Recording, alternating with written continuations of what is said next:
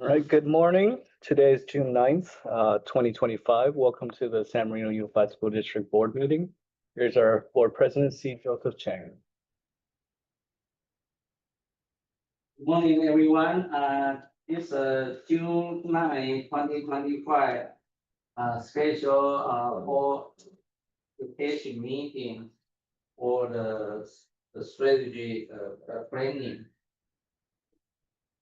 First of all, I'd like to talk about some protocol about the correct public comment. All meetings of the Board of Education are open to the member of the public unless publicly noticed as a confidential cross-section as allowed by the law. Member of the public may address the board as outlined in the public comment section of the agenda.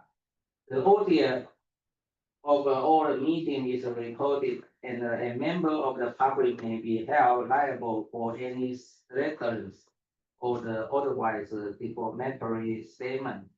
In consideration of the board and a member of the audience, please turn off silence your cell phone while in the boardroom.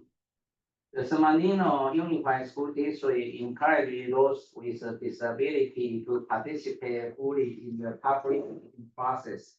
If you need a disability-related modification or accommodation, including auxiliary aid or service, to participate in the public meeting, contact the assistant to the superintendent at the JDELATORRE at SMUSD.US or 626-299-7000 extension 1310 at least 48 hours before the scheduled board meeting, so that we may make every reasonable effort to accommodate you. Document provided to a majority of the Board of Education regarding an open section item on this agenda will be made available for public inspection in the district office located at the 1665 West Drive, San Marino, during normal business hour. In addition, such writing and the document may be reviewed on the district website at the www.smusd.us. So right now it's 9:03 a.m. I call to order. First of all, roll call. Mr. Song. Aye. Yeah. Miss Lam. She will join later. Yeah. And Mr. Ryan. Aye. Mrs. Spear. Here. Mr. Chen. Aye. Next A. Fred Sabut. That's why I think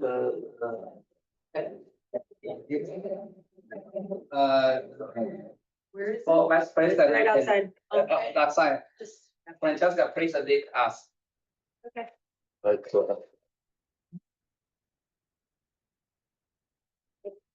Yeah. Just place your right hand over your heart. I pledge allegiance to the flag of the United States of America and to the republic for which it stands, one nation, under God, indivisible, with liberty and justice. Thank you. Approval of agenda. Do I have a motion to approve the agenda? Do I have a second? Second. Roll call, Mr. Song, Aye. Mrs. Lam, and Mrs. Ryan, Aye. Mrs. Spear, Aye. Mr. Chen. Aye. Okay, public comment. A, communication from the audience concerning the matter and they show the Board of Education meeting agenda may be heard at this time, but not responded by the Board of Education. The Board of Education has adopted board policy 9323B to ensure the public's right to be heard in any matter pertaining to the San Marino Unified School District. Person who wish to provide a public comment will have a three options to submit a public comment. First, submit through an online form. Submit through an online form the public may submit the public comment for the open section on the June 9, 2025, from the 12 p.m. to 2 p.m. on Friday, June 6, 2025. Comment received during the time will not be read during the meeting, but will be provided to the Board of Education. Do I have any public comments submitted via the online form? No, I don't believe. No. Okay. Second, a request to speak during the meeting via the Zoom during the public comment. The meeting will pause for 1 minute to take the request to speak. The raise hand function is used to take the request during the public comment period. For online attendee, press the raise hand icon to add yourself to the queue. For phone attendee, dial the *9. The speaking order will be determined based on the order of the request received. Individual speaker will be unmute and call to the speak. Mr. Hong, please pause the meeting for 1 minute to collect the public comment. We do not have any attendees online. Okay, thank you. The request to speak during the meeting in person via the public comment card. Please complete the public comment card and submit the completed card to the designated drop box with the assistant to the superintendent. Opportunity for public comment are offered prior to the closed section. And at the start of the regular open section for matter not on the agenda and for matter on the agenda, the Board of Education reserve the right to add one public comment period prior to any individual item on the agenda.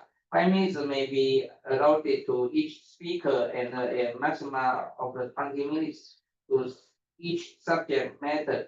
However, in the event there are more than 4 speakers on the same subject matter, the board president retain the discretion to adjust and limit the time allocated to each speaker to ensure that all the wishes to speak will be heard within the 20 minutes allotment.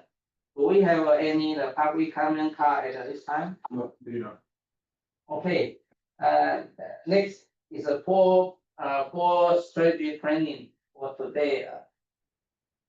Okay, I like now I like to turn it over to Dr. Ricker and did the poll through the budget strategy training section. Budget. So you can Introduce. introduce. It would be my pleasure. Good morning. Thank you, President Chang. This morning, we are very excited and honored to have someone from the California School Board Association in their governance planning department, Sapita, and your last name, forgive me. Yo. Sapita Yo joining us this morning to lead the Board of Education in the subsequent year budget planning and educational and board priorities and goals for the 25-26 school year. So at this point, I'd like to introduce and welcome Ms. Sapita Yo. Morning, everyone, and happy Monday. I can't believe it's Monday again. It's lovely to be back here. I looked at my notes, and the last time we met was, any guesses what year? 22. Anyone guess? And the date was, let me see, so what was it? I said June 3rd. I wasn't here, so. August 1st, so August 1st, 2022. It was truly a pleasure to work with. I know it wasn't this board because you have a few new board members, couple new board members, but it's lovely, always lovely to come back and work with all of you. I'm happy that members of the cabinet are here as well, because as you know, it takes all of you when or to move your district forward.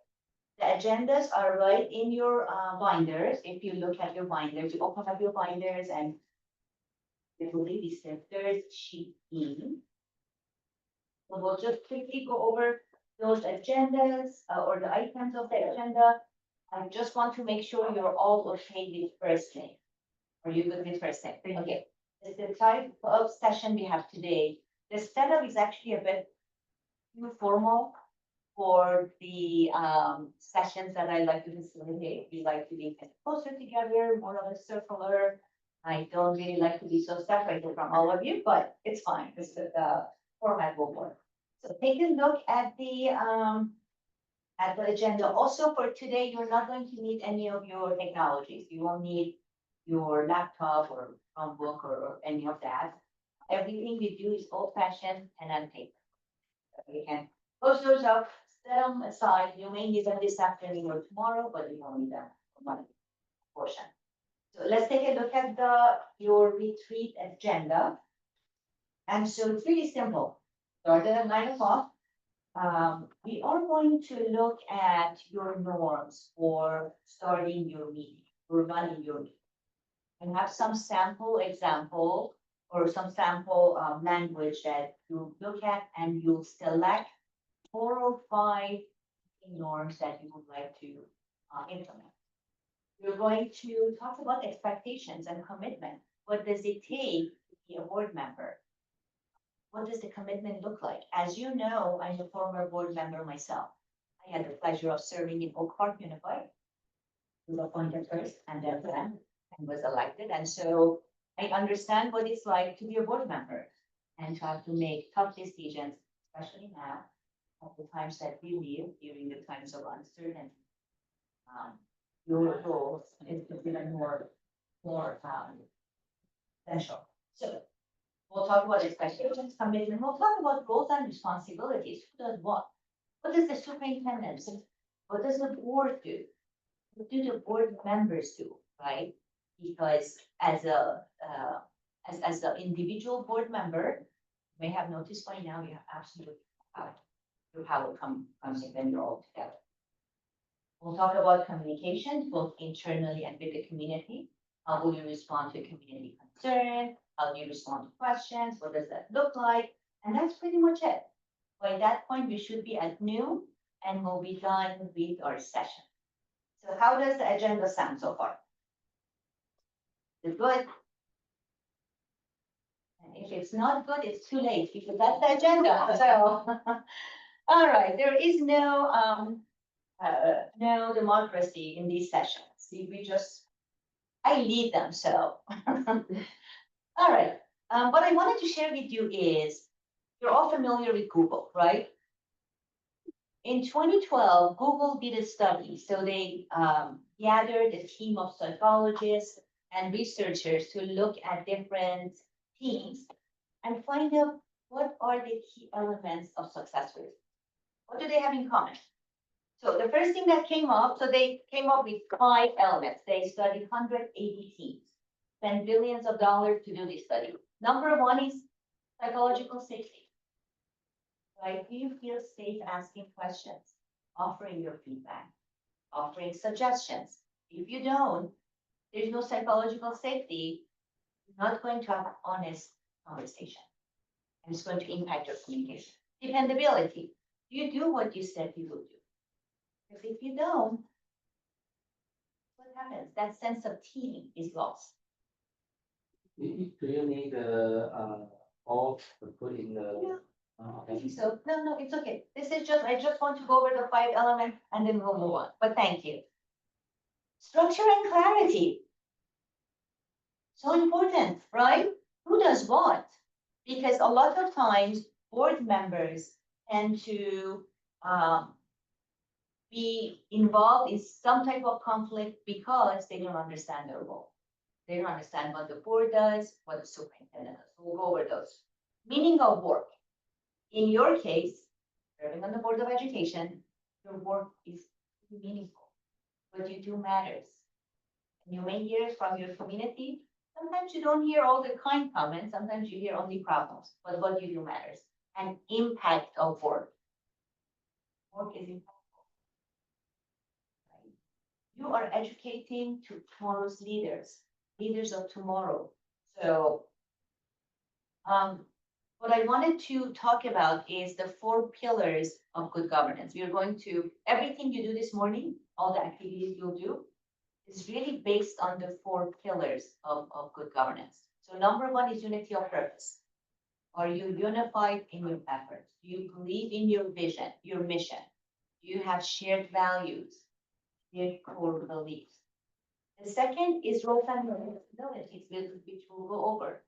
You're going to look at 4 documents. Board bylaw 9000, role of the board. We'll look at board bylaw 9200, limits of the board. We'll look at board policy 2000, concept of administration, and 2110, which is role of the superintendent. I'm not going to sit here and lecture on those. You're going to work together, read the document, and pull out highlights of the document. Okay? We'll also talk about norms. What are your norms?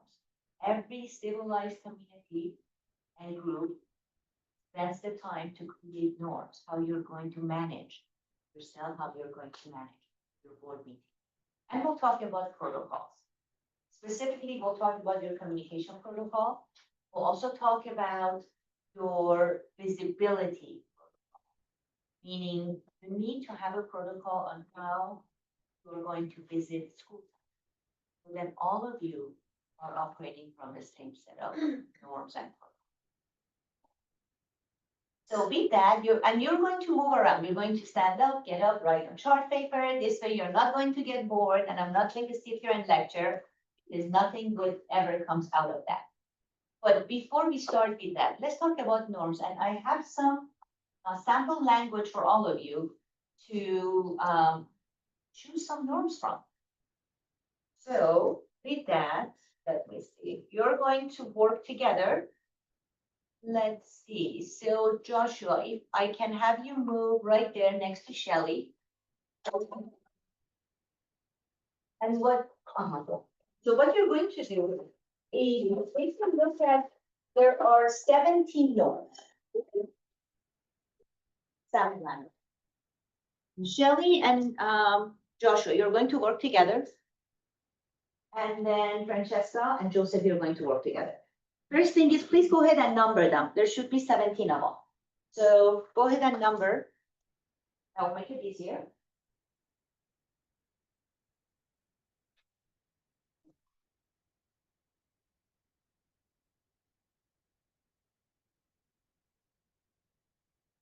Once you do, go ahead and just review the 17 norms on your own, just quietly. Okay, on your own, review. And then you're going to select your personal top 2, your top 2. Maybe on a sticky note next to you, write down the numbers that you're selecting. Each of you will select it. 2 norms.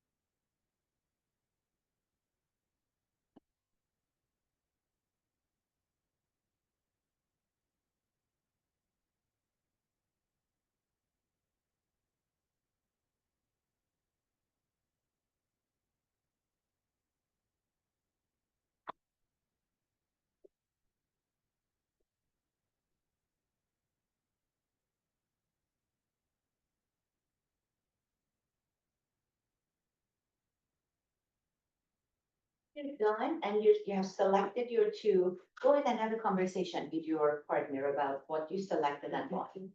Why is that important?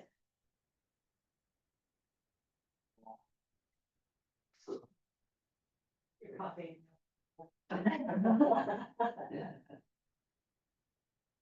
I mean, if it's not this, then what, you know, then, I think we probably. Not. Yeah, I think these two is like the goal. Yeah. Also is just a process of Yeah. what you have. to reinforce. Oh, we're already successfully operating. all right, that's fabulous. I love that. We have some. I will listen openly without waiting, thinking of my. All right, everyone is done, you selected? Yeah, so we both, well, 7:15, why 7? We always have. We both shut the same way. Number one, because I feel like that's like the unity of purpose and the mission in the first place. If you don't have that, then really what you have. Yeah, and then the second one, as far as staying focused on the goals, it's like there's. That's like, What will you do? Usually the, Point two. there's things that can pull your attention and if you let that distract you, you'll get off track. Or really the mission of doing the best. Where the smaller scope is ABC ourselves. So we once we all agree have a goal. Paraphrase, do we ever have time to paraphrase? Wow. When was that?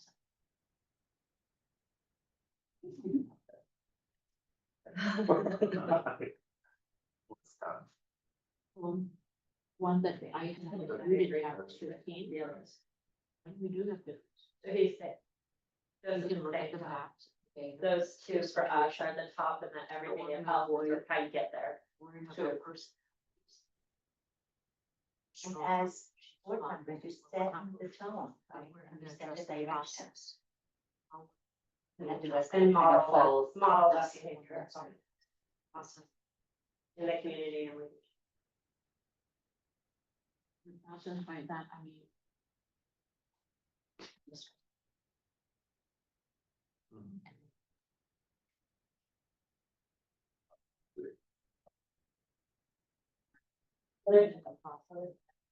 Even.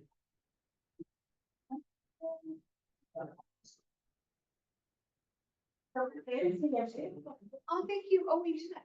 Well, I like Yeah, the. there, what, you can see. Oh, no. No, you're good, you're good. Oh, good. Good morning, nice to see you again. You too.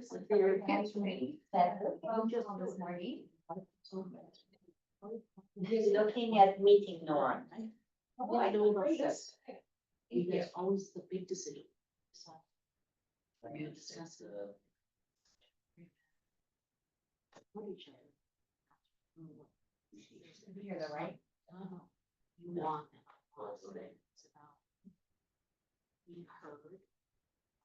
Here's paraphrasing, here's. Just sort of agreement. Okay. That's 5 people, that one is. Did you select your 2? We did. And do you have different ones? But we came to an agreement. Okay, so we'll talk, how about all of us then we'll talk about that. So, tell me what you selected. You selected number 1, Yeah. right? Number 1 for both of you. Does anybody else have a list of these so they can follow? I don't think so. So it's a sample meeting guidelines that I have the board members look at and select the norms that they are choosing, why you're choosing it, and these norms are going to become your meeting norms and guidelines. Okay? So the number 1, so as you select them, please read them out loud so that everyone hears. So what was your number 1? Our number one was the number one on the list was, we will keep our focus on the best interest of our students. And we agreed on that, on both of Yes. those. Okay. Did you want to share with the group why that's important? I mean, it's obvious, right? But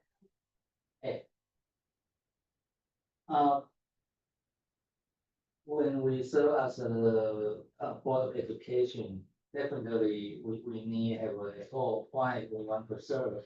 We are not serve for ourselves, we are not serve for our family or our kid, but we need to serve for all Manila Unified School District and the student.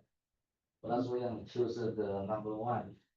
And then we also choose the 14. We are not a LA Unified School District. We have so much resource. Just a small school district. So we really need to figure out, goal of education with executive team and work together. Identify what kind of resource we have. Even the resource maybe have a long term or short term. The goal is trying to taking care for next 12 months. Because, in entire school district, we have the K to 12. So that's where we need to pick up some, the program and with the resource available. And so, what you chose, number 14, is we'll stay focused on our goals and avoid getting sidetracked. Because it's so easy to get sidetracked. There's so much going on, especially now at the times that we live in, with all the uncertainty. There's a lot that can pull you away from your main thing. Stephen Covey has a great one-line quote, and he says, the main thing is to keep the main thing, the main thing. But so often we forget about the main thing, and we get into the side things and the non-essentials. So really staying laser focused on what your district needs, because your district is very unique, right? You serve your unique population of students and your community. So understanding what those needs are and staying focused on your goal, very critical. All right, what did you choose? Thank you so much. Shelley and Joshua, what did you choose? So, we did see the, interests of our students as at the forefront. But we went to, number 12, which is each member will take responsibility for the work of the team. And I think, I don't want to speak for Joshua, but I think part of it is having that, being present and really being accountable for the team members, because we're on the board, right? We don't act individually, but we really want to support and move forward together. We will each be responsible for the success of the meeting or the team or the school district, as well as participate equally to address the concerns.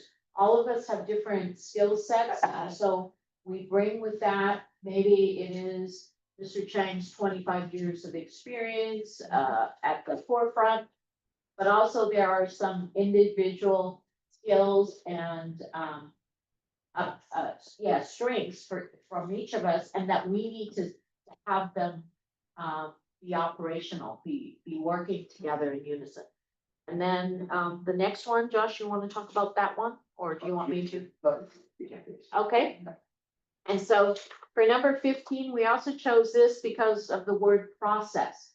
We as a board member really believe in the process of working, collaborating together, because it is together that we will be successful. When we have differences of opinion, we should agree to, even though we may debate the facts and the opinions of the situation, but we're going to avoid worrying about personalities. We want to address the process of how we come to decision making, not personality. So those were our two. It's hard not to take things personally, right? It's hard. We're all human. And before we get to logic, we have emotions. And so it's really important to be extra mindful that the decision you make, the conversations you have, the deliberations that you have at the board level, none of that needs to become personal. Right? When your focus is on serving students, then everything else is not your main thing. Okay, so you have 4 meeting guidelines. Currently, when you have your board meetings, do you have board norms that you begin with? You open your board meetings with your norms? You don't, right? Okay, here's my suggestion, and following our session, I'll send you a memo that is a summary of everything that you have worked on, that you'll work on this morning. What I suggest is take the 4 board norms that you selected together. Now, granted that your 5th board member wasn't here, maybe when she comes, she can take a look at the list and see how she feels about the norms. My suggestion is when you open your meeting, to go over your board norms. So your community, the public, they'll see that you care about coming together, working together, and you have board norms. Because you're setting the tone for your community, right? They're watching you, they're watching to see what leadership is about. So the 4 of those 4 that you selected, and again, it'll be in the memo as well that I'll send you. You can either take turn and read one each of you, especially if you end up having the 5th norm, which can be your board member who's not here. And you can also have those printed, post them on your wall in your boardroom, laminate, post, so that everyone sees that you have norms that you follow. Okay? And again, just to go back, just to be sure, you don't have meeting norms currently. Right. You don't have, okay, okay, so those 4. And how do you feel about the 4 that you chose? Right, and I love that you were able to talk in partnership and choose those. And I love that your first one will keep our focus on the best interest of our students. That's your main thing, right? Not to forget that. Okay. So with that, you talked about not taking things personal during meetings. You talked about commitment, which is really important because when you become a board member, your ideas of what it is to serve as a board member is probably very different than when you get to your very first meeting and you're sitting at the dais. You have this full agenda ahead of you. You may or may not have a big audience, but it's very different when you sit other side, right? You're not in the audience. So when you were running, or when you got appointed, what were your ideas of being a board member? What did you think your role entail? And again, this is your governance team. Being honest, being transparent, being open is really important. What was it that was going through your mind as you were taking on this new role? What did you think about your role? Anyone, any of the board members? I ran initially because I wanted to be involved in contributing to the policy and contributing to the overall direction of our school district. And I say contributing because it's not just what I want, obviously. And then the second thing I really wanted, which we've now achieved, was I wanted a roadmap for where our district was going. So it was like a clear plan, and we have completed our facilities master plan, which really shows where we see the district going. And it was a big collaboration, and we put a lot of work into that. But I'm really proud of us for completing that in the last years. Those were my 2 things. But then as far as your role is concerned, did you have any ideas of the time commitment or what it would mean? I mean, That should I be a had big an thing. idea of it because I attended the meetings. Okay. And they were very long until Shelley became president, and we got them much more efficiently orchestrated. But and I did see board members at everything. You know, they were really like the face of the district leadership, I would say. And so I liked that they were so accessible. And so I did have an idea of it being a big time commitment, but I felt like it was worthwhile. So. Anyone else? Joshua? Is it what you expected? It's more than I expected. Thank you for your honesty. Very honest. Yeah. Because when you're running, those who are trying to get you to run, Or if you are in the pool of candidates for appointment, they tell you, oh, it's just one meeting, it's just 2 meetings a month, but there's so much in between. And being prepared for those meetings, what does that mean? You get your packet, you need to read, your packet, you need to send your questions in. What's your process for sending your questions in to Linda? What, is there a We process? get our packet on Friday Okay. and we are supposed to have our questions by Sunday or Monday. Okay, Or- And then she distributes them to whoever needs to address. beautiful. And you're all clear on that? That's good. The timeline is good for you. I know that those weekends that you have the packet is a busy weekend, because I remember when I would get the packet as a board member, I knew that weekend, there was nothing on my calendar, because I had to read the packet and really understand it to know what questions I was gonna ask. And the first couple of years, I didn't even know what questions to ask, because I was just trying to understand, right? So, it's a big time commitment. Can I ask a clarifying question? So in the past, we've talked about, if a board member sends me a series of 5 questions about the board agenda, and I research those questions with my team, and I respond back, am I responding back just to that one board member, or am I responding to all 5 board members with the answers to those questions that have been asked? Because I can see where it would be helpful to the entire board, to have the same response. But I also don't want to make a board member who has a question feel like I'm sharing what they're asking. And so I feel a little conflicted about that, like if Francesca What asks. about, doing it, these are all the questions that came up Yeah, today. Or like instead of saying who asked. them, Yeah, just these are the put questions that one- came up, and then these are the answers. one summary. Yeah, I appreciate them being answered in open session though. Also, you can address narrow remarks or whoever's doing it.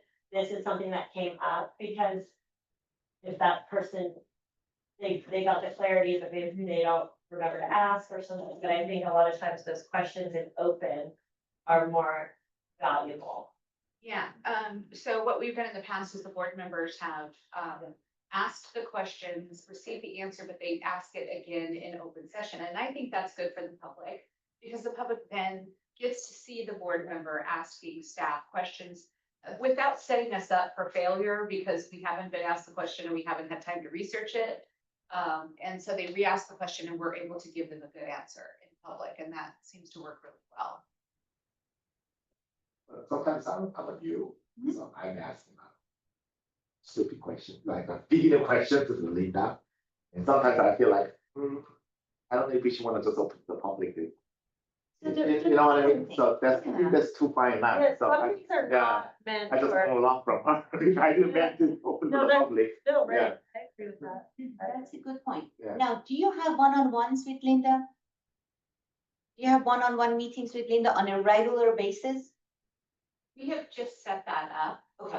Yeah, we've gone back and forth. I mean, it's been set up and then sometimes people get busy. So we get off right now, 2 new are the ones that are coming in on a regular basis, and the president and vice president have standing meetings with myself and Dr. Troy to go over lots of information. So they have, FaceTime with us very frequently, and then they call or text or email and everything. The reason I ask is because Joshua, you brought up a good point. As a new board member, you have a lot of questions. There's nothing as a stupid question. It's just questions that you have. And being new, there's so much that you don't know that the more seasoned board members know because of their time with the district.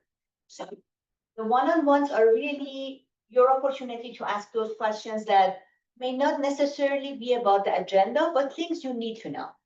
There are 3 buckets of questions. There is the essential, there is important, and there's nice to know. What are the essential questions that are essential to you when you're at your meeting to select your vote, to share your vote? Essential to know for your voting purposes. What's important to know, and then what's nice to know. The nice to know can be left for when you meet one-on-one, right? Yeah, I think that there is no the stupid question. I think all the question is valuable because sometimes you have a view, so you bring up and then the stimulate the administration, see, oh, this is the direction, maybe we need to explore. So I think that's. I also think it's important because I think when we are too familiar, sometimes you're blind to things being not super clear to the public who doesn't know all the ed speak and like the rules and all these things. So if we can explain it in layman's terms, it's so important. You know, Going back to Linda's point, Yeah. when a question comes in, at least the practice at my district was, I would ask a question and our superintendent, Dr. Knight, would send out to all 5 of us. These are the questions received, no name attached. A board member has asked his question, and here is the response based on the response that he gathered. And this way, everyone has access to the same, because they may have the same question. And then Linda is not getting like five of the same questions, right? Or So you everyone, combine it to one, yes. Yeah. right. And then as far as in your open session, it is important to show that you, as the board members, have questions, because we don't want to just sit there and say yes, no, abstention, whatever you may do, right? However, it's your meeting in public. Your meeting is not a public meeting. Right? So choose which questions are necessary, because if you go over, I don't know how many questions you get, but if you have 20, you know, just pick and choose what makes sense. Or you as the board member may say, Linda, I'm going to ask this because I feel the community has a lot of questions about this particular issue. That's okay too. Okay, but always remember your meeting or your meeting in public, not in public. But of course, the public's comments, the public's perceptions, the public's feedback, very important because you serve your students who are part of public and the community. You don't ever want to forget that. Did that answer your question? Yes, thank you. Okay, sure. So, we talked about now a bit about commitment, what it takes. Joanna, so nice to meet you. Nice to meet you. Defeated. Apologize for the delay. It's okay, it's all right. There is a list of meeting norms. I read it. Yes. Beautiful. Oh, good. And the 4 has been, if you can look and see if there is one that kind of, connects to you and explain. So now at this, you are going to work, the board is going to work together. Linda is going to work by herself, and what you're going to work on is, what do you need, the 5 board members? What do you need from Linda to fulfill your role as the board? Bullet points. You'll have one person who can chart, and the 5 of you will gather, you'll have conversations. What's important in your role? What are the needs to be able to be the most effective board? What are your needs from Linda? Okay, then you also will work on what do you need from each other? So you have chart paper here, you can come on over. Markers are there, so first of all, you'll work on what you need from the superintendent, what you need from each other. So a big part of the sessions that I facilitate is the ability to get up, get some steps, move around. Because if you just sit down, listen, or take notes, we all get really bored and disengaged. And start looking at our to-do list, right? We don't want that. All right, so come on over. The 5 board members, decide who's going to scribe, who has the best handwriting out of the 5 of you. Don't worry about, I'll type it all up and you'll receive it in the memo. Markers are right there. And then Linda, Yes. if I can have you board, maybe right here. Get your coffee. get your Yep, okay, tea, you want me where? bring your breakfast Yes. right here, here, I'll make it. Thank you.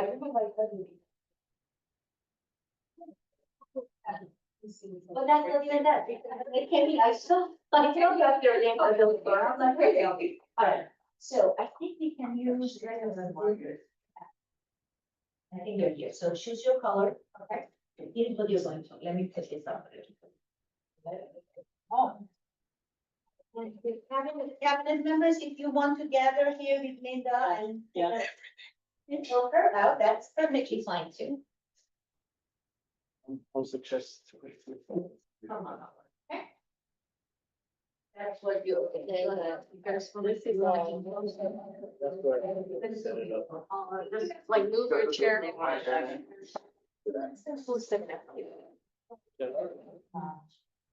Use that. Yeah. All right, come on over. Joseph. I can turn on my computer. Are you going to, okay. Very fast. Yeah, all right, so this slide, again, bullet points. What is it you need from Linda? And Linda's saying what she needs from all of you in order to be more effective. Let's spend about 10 minutes, 10, 15 minutes. So once you're done here, then let's move on.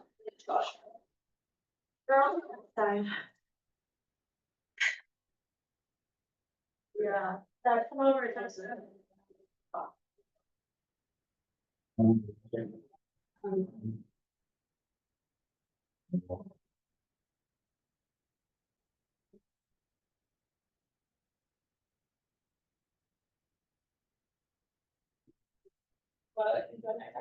Oh my God, did I pick yours? I'm so sorry. I'm gonna take yours then. Oh my God, I'm so sorry. Oh my gosh. First, yeah, take mine. I'm so Oh, sorry. no worries about it, no worries. Do you really need two breakfasts, Linda? Oh my God. Well, you took the same shoes, right? Yeah, the same. You didn't touch it, Linda. I haven't touched it, Joanna. All right, hot sauce there, so. Yeah. What we need from Linda. We need to move. Are you thinking? And so. For newer board members, for us, I would say, guidance on existing policy or history of things. I think it's really helpful to know some of the historical, institutional data, I would say. Just institutional data and information shared. For me, we'll just go around and just share. For me, That serves your Linda needs. and I'll our move the staff. chart. We'll move it. So Clear, whatever you need. specific, and detailed. So we should start. It's nice to say, the child was transported to the hospital. And I needed to follow up. But do whatever feels like Was he you. breathing? You know, like, I'm not trying to, I don't know the.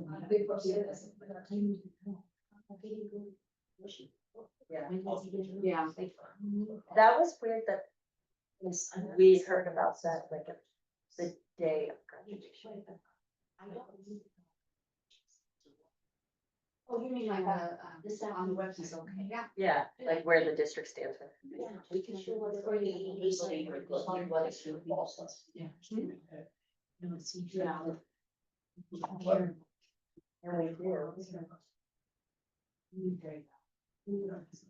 I just use that one example, I mean, this was recent, but I can see on 10.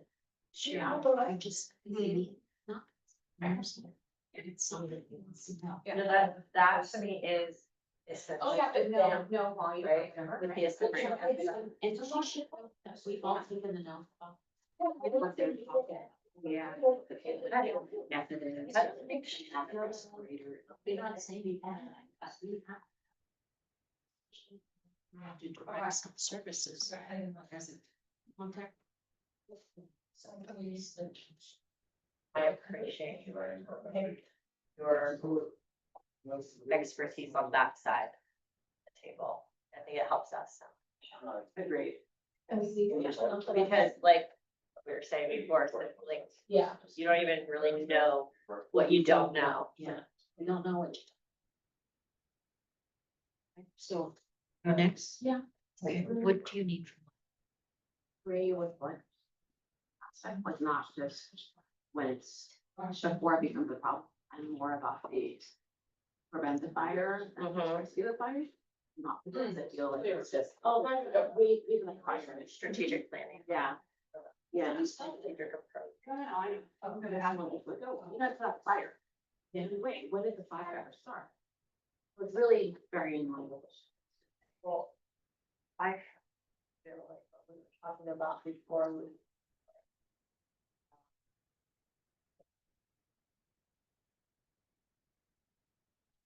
Having a good grasp on your administrators at each school, having them do their job, especially.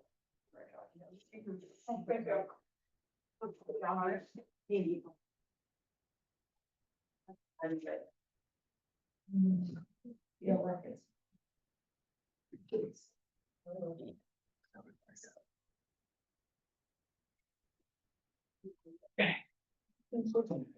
Let's back over here. Okay.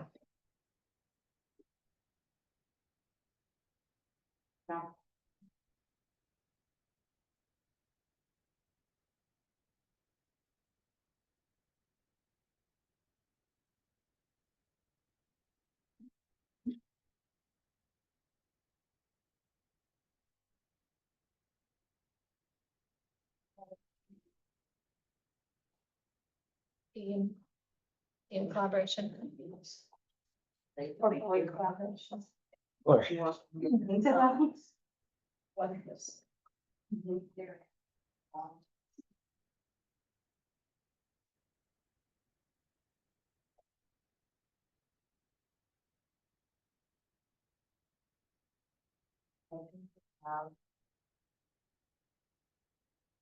You read my mind. Foundation, that's actually, to me, that's number one. I know, right? Because if that's not there, Yeah, I mean, yeah, if yeah. that's not there, then You have nothing. they have nothing. None of the other things are gonna happen.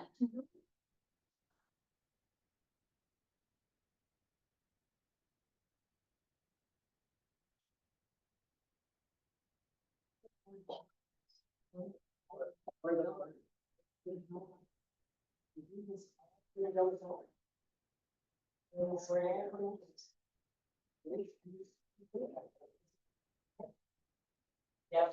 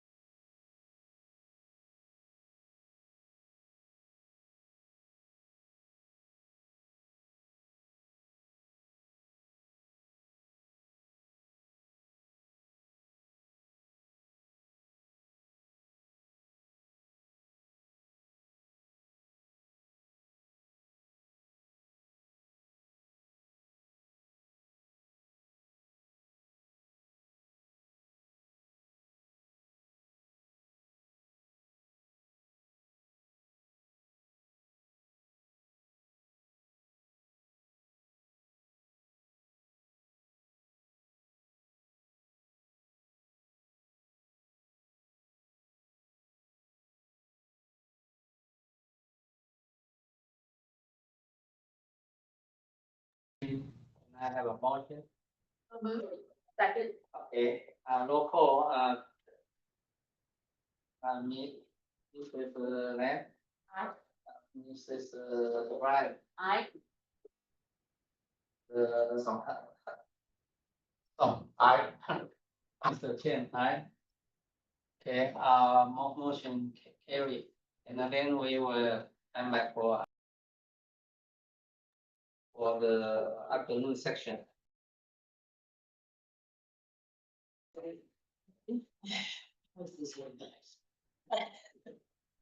Hey.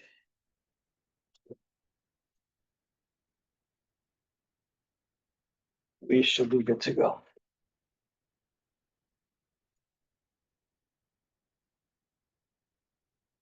We're on. Welcome back.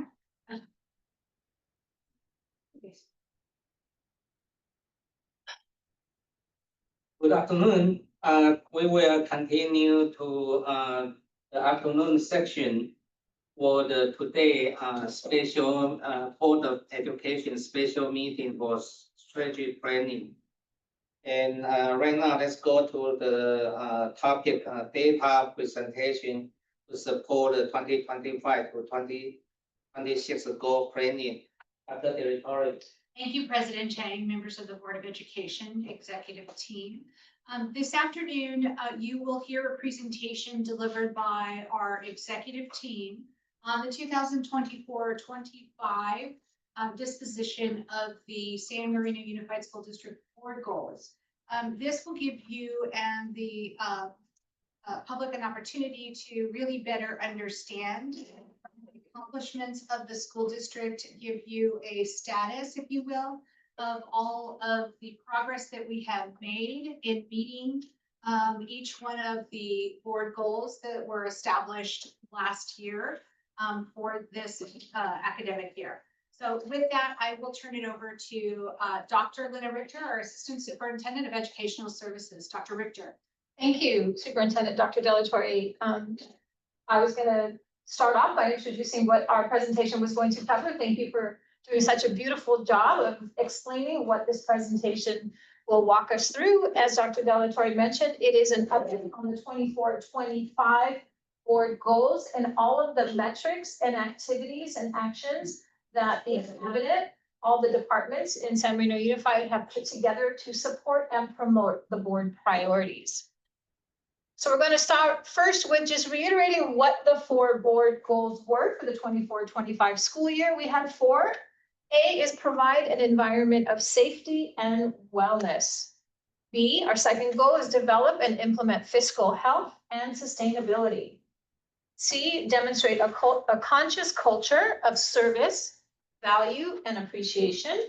And lastly, goal D is prepare students to be high quality global citizens. And this takes us back to last year at this time, where we sat in a very similar room and the board worked collectively to determine what the board goals and priorities would be for the 24-25 school year.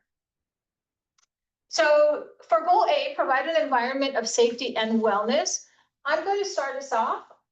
Educational Services, my department, we don't have a lot that fall under this, but I felt it was important to talk about the 3 main programs and actions that we have put in place that do support an environment of safety and wellness. And when we talk about safety and wellness, we talk about those being critical components to students in order for them to learn. If they don't feel safe, if they're not well socially, physically, emotionally, they're not able to learn. And so this is a very, very important component to student success.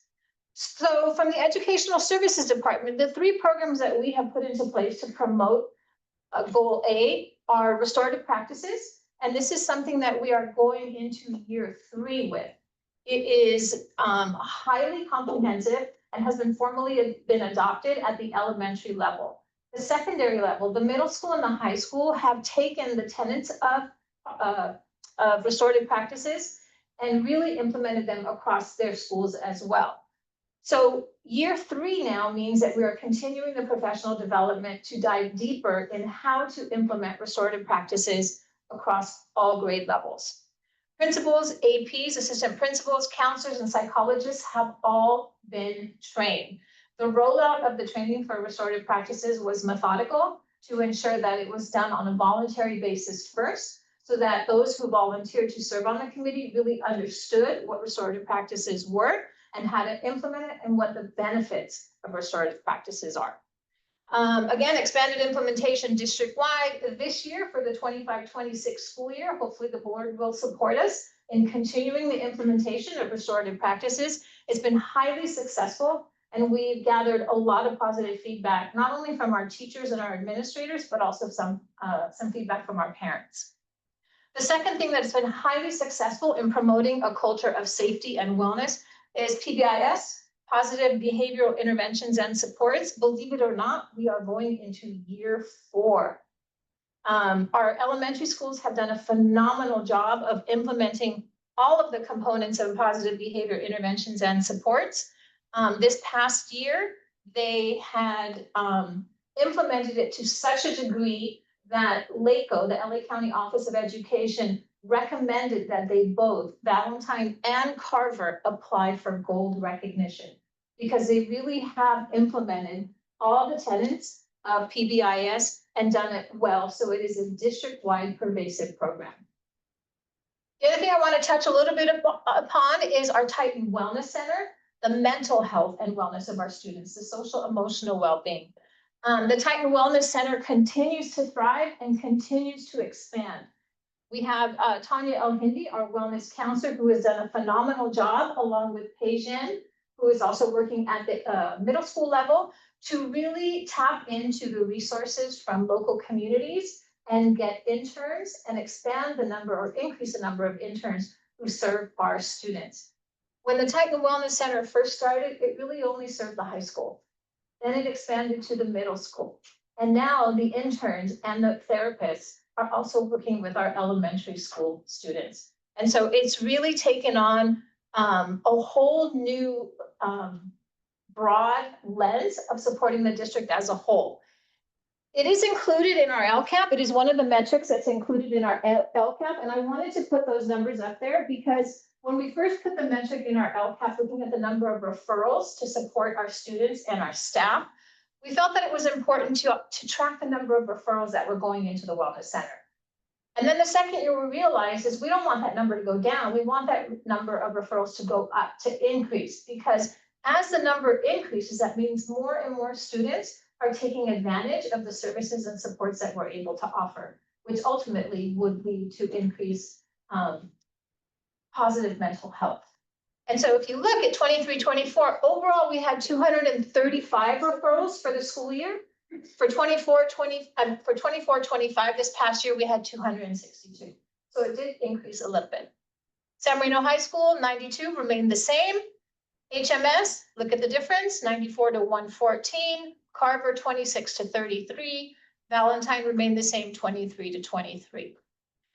To complement the services and supports that the Titan Wellness Center gives us, our elementary schools have also instituted calming corners, where they've created spaces in their classrooms with materials and resources and equipment to help our students just take a mental break.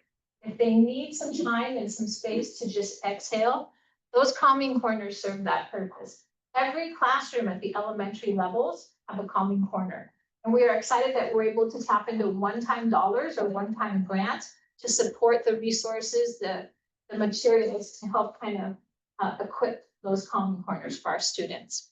And then, of course, professional development continues, particularly with our 3 PD days that we have throughout the year, to continue training our faculty, our parents, and our administrators on restorative practices, behavioral support interventions, positive behavior interventions and supports, and mental health, which also includes trauma-informed practices. So from my department, from Ed Services, these are some of the things that we have instituted and successfully implemented throughout the 24-25 school year that really promote an environment where students feel safe and socially, emotionally, and physically safe. So I'm going to pass it on now to business services. Thank you, Dr. Richter. Continuing on with the goal of providing an environment of safety and wellness, I want to highlight a few important outcomes from the 24-25 school year. First, in regards to CPR and first aid training, one of the key changes we made this year is the fact that we're leveraging online training curriculum and opportunities for our employees. In the past, we had relied on a more traditional delivery of CPR and first aid, and it was in person. Everybody had to be on that day. So we've been leveraging online training components to make it more accessible to all of our employees. And secondly, it also gives flexibility. So all the employees don't have to do it all at one time. They can do it at their own pace. The next outcome I want to highlight is the fact that we do continue to serve healthy breakfast and lunch meals to all of our students. That is under the direction of the state in terms of providing universal meals at no cost to students. But we've also enhanced our offering of catering opportunities, not just within the schools, but actually to the larger community as well. This year, just last week, we received delivery of our food truck. And it's a very exciting, new, innovative approach to delivering healthy meals. And we're very excited to put that food truck to work starting in the fall. Absolutely. The food truck was funded through a grant through the state of California. And districts do have leverage in terms of how they want to utilize that funding. But we developed a plan. We wanted to make sure that we were able to deliver our food to our students in a very smart way, rather than just investing in some of our existing facilities to deliver food. We decided to do something that was very unique. In fact, in the state of California, I believe there are only 2 other districts that have implemented a food truck. And we believe that by making it mobile, we can not only deliver food in new ways, but also make it a fun learning educational opportunity, because we can utilize this food truck to also educate, perhaps one day develop learning opportunities about even entrepreneurship. So we've taken advantage of that grant and those funds to make this happen. So what will it look like though to use a truck? Like we have it at Valentine because they don't have a kitchen, or are you using it for events, or what's? Yeah, that's one perfect use case, an example of how we can use the food truck to make sure that we deliver food to Valentine that doesn't currently have a kitchen, right? But we could also offer new menu items. We can also offer new ways of developing meals that perhaps weren't possible in a kitchen, right? Because your kitchen is on the truck. To interject, our food services department is self-supporting, so they pay for all of the salaries and benefits and all of their operational costs out of their own budget. So they, make a certain amount of money through catering opportunities, and having this food truck positions our food services department to eventually be able to compete with maybe some of the other food truck companies that are out there for many of the fundraiser events that we host. You guys have been to the Huntington Breakfast. Sometimes they have food trucks out there, or the Valentine Fall Fair, Carver's Carnival. There are oftentimes food trucks out there, and food services may eventually be able to use this food truck as an opportunity to increase their revenue streams for catering. Additionally, it would have been, now not that this is ever going to happen to us again, but during COVID, when we were required to provide packed lunches, grab and go lunches to all of the students, it would have been amazing to have had a food truck back then. And if we're ever in the position where we have to deliver in the summer or something happens, we will be able to pivot and position ourselves to be really effective. And so we didn't have to come up with any general fund money to purchase this food truck. It is state of the art. I really would like the board to take the time to tour the food truck when you have an opportunity to do so. It's just incredible And it is branded with the district's logo and all 4 schools, school site logos. Absolutely. And this is just one example of an outcome that affects multiple goals, right? We were talking about safety and wellness, but clearly the food truck also has an impact on our next goal, which is fiscal sustainability, right? But let me continue with enhancements to our systems. We did make quite a few enhancements to our systems. At the start of the school year, we had the opportunity to leverage federal ESSER III dollars and upgraded the air conditioning systems in 18 locations. So we were able to fully utilize those remaining federal dollars to make that happen. We've also been piloting under the leadership of Mr. Hua Kwong several visitor management systems.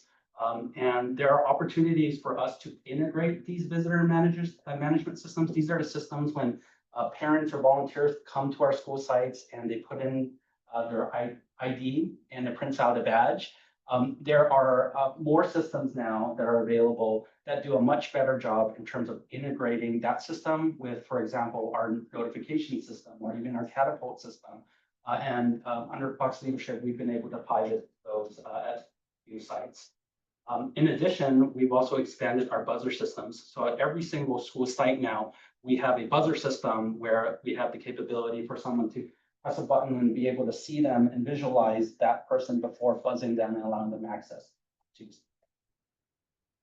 I'd also like to highlight the fact that under the Department of Justice federal grant that we received for the security cameras, not only have we implemented that grant, but we've also expanded coverage. So additional cameras, we're also leveraging enhanced features on that camera system. So it's not just cameras, right? It's the platform that the cameras are on. And it's proven to be very effective in terms of just knowing what's going on our campuses. In fact, you'll hear from some of our administrators, especially our school principals, have definitely utilized this tool to monitor, and you can go back in time and see what happened on the playground, for example. And all in all, it creates a safer environment for our campuses. I'd also like to add that integrated with the cameras is the Zero Eye system, which is the gun detection AI tool that we use. And we've received training alongside San Marino Police Department, and that also contributes to our overall safety and wellness as well. Next, I want to highlight our cybersecurity outcomes. We have continued to provide and receive monthly vulnerability scans of our network. We work with our partner Securus 360 to do that.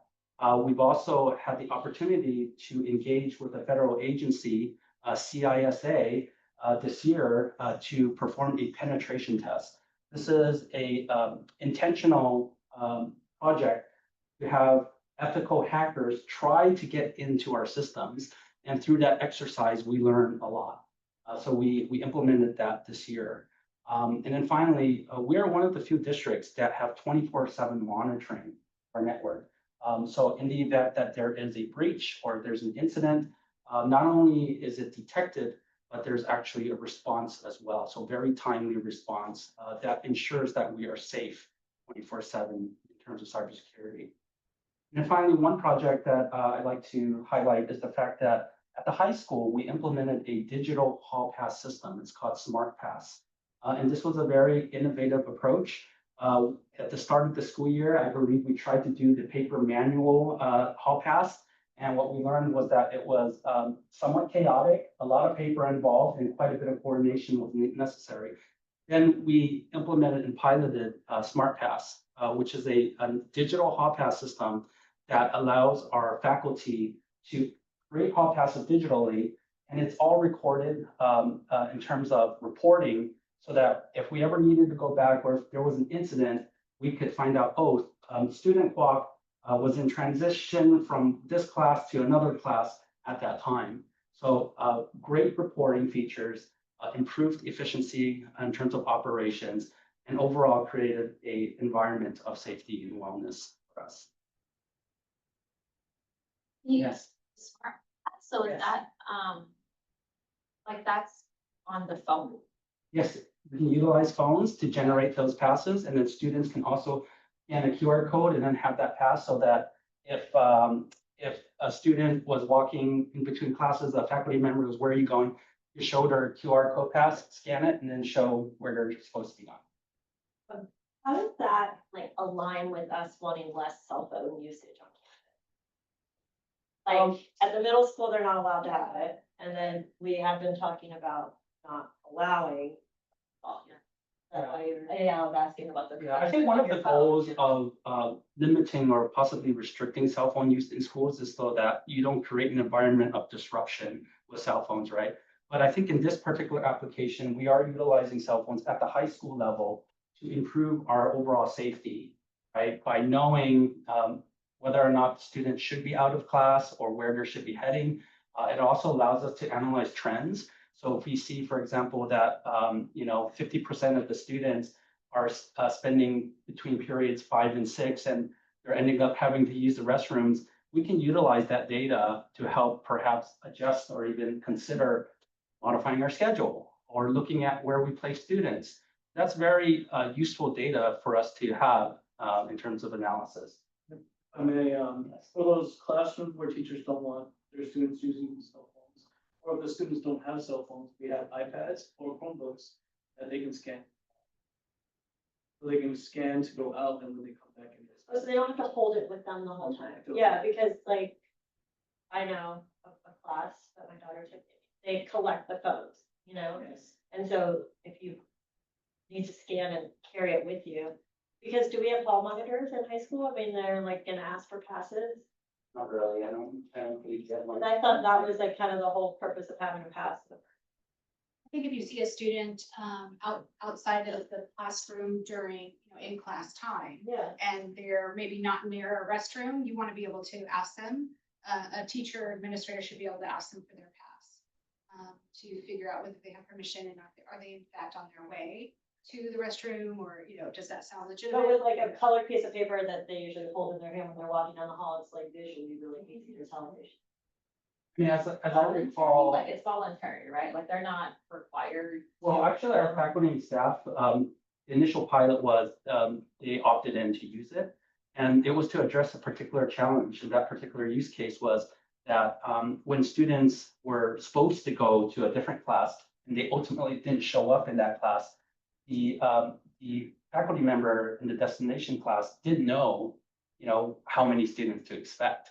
So now with the Smart Pass system, if I'm telling my class of 12 students to please go to room 304, the faculty member in 304 will go, oh, okay, I'm expecting these 12 to come in, without having to bring a physical piece of paper and be able to have that.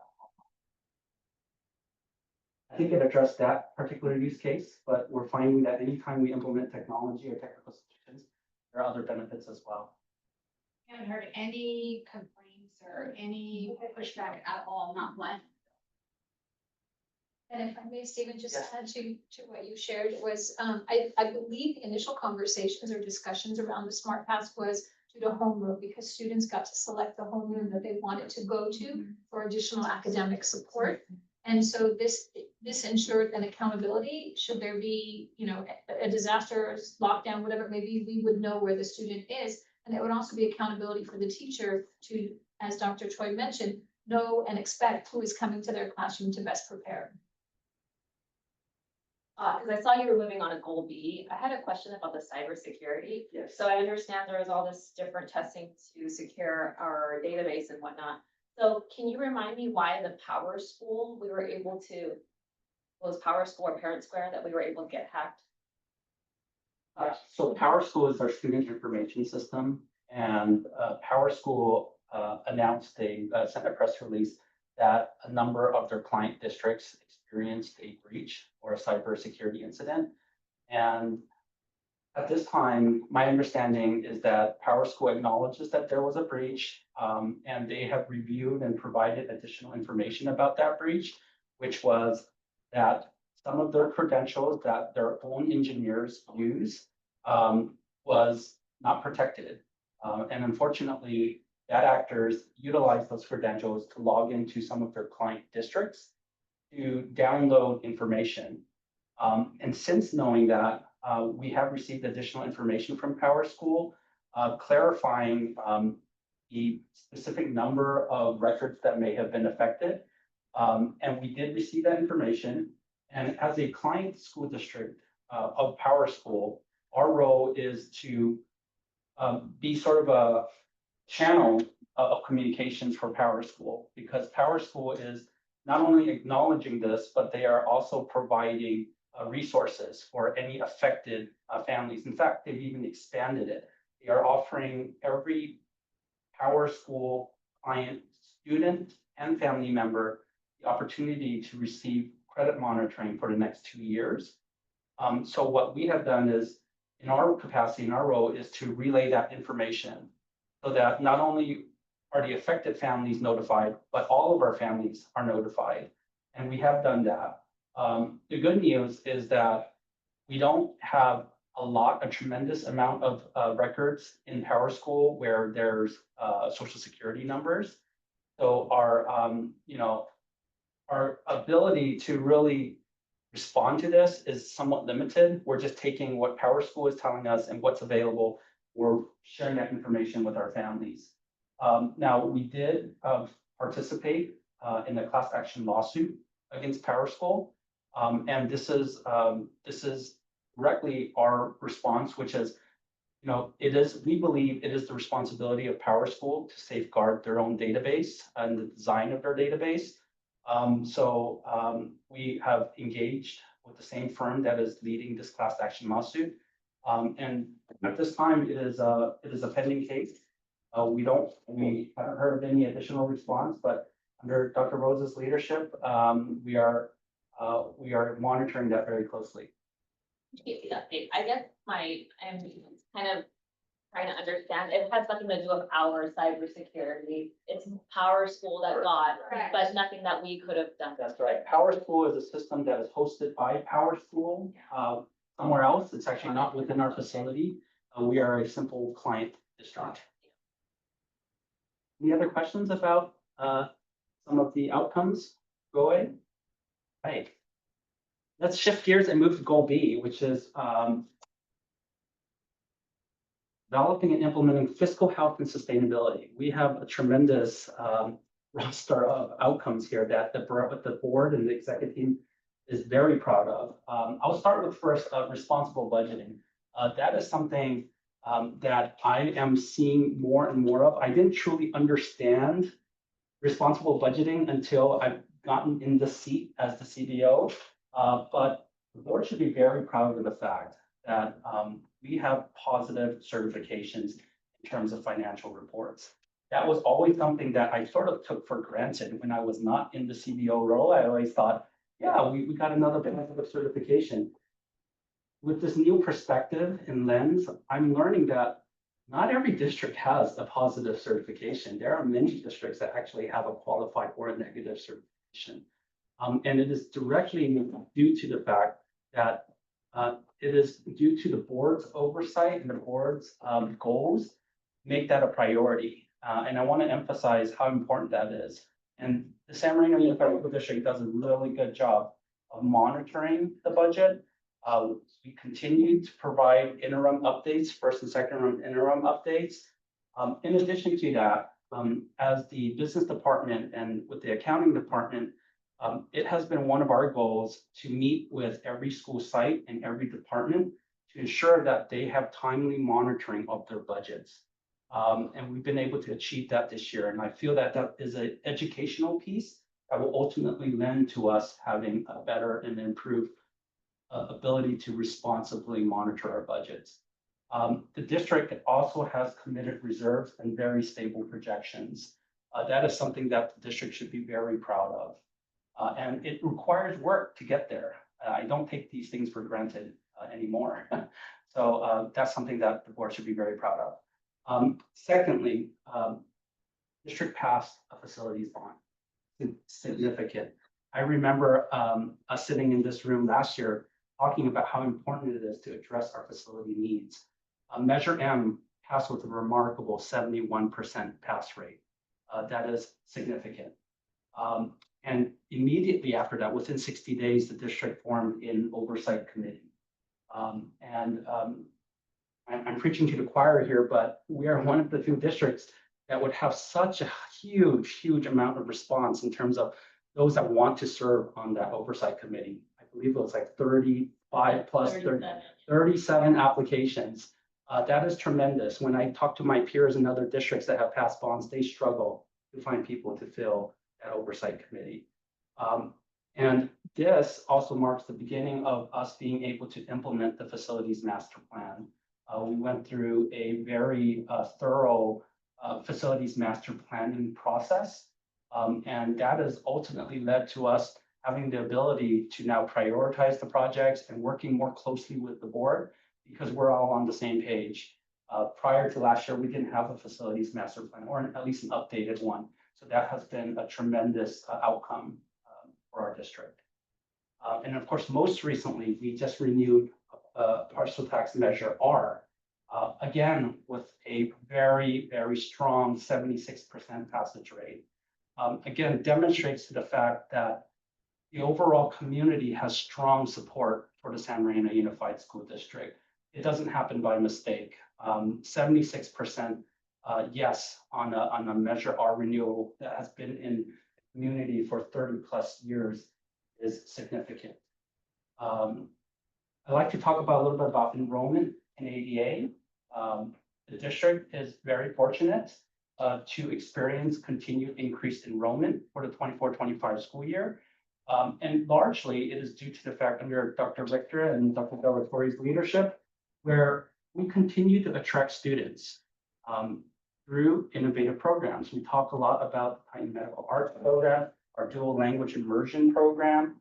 And you know, I wish we can get the word out there even more because I think that it is due to these programs that have ultimately led to the fact that we are at the very least experiencing not loss of enrollment, but continued increased enrollment.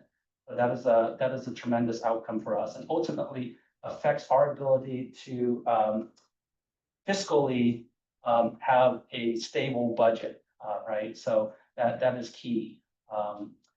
I'll talk a little bit about fiscal management.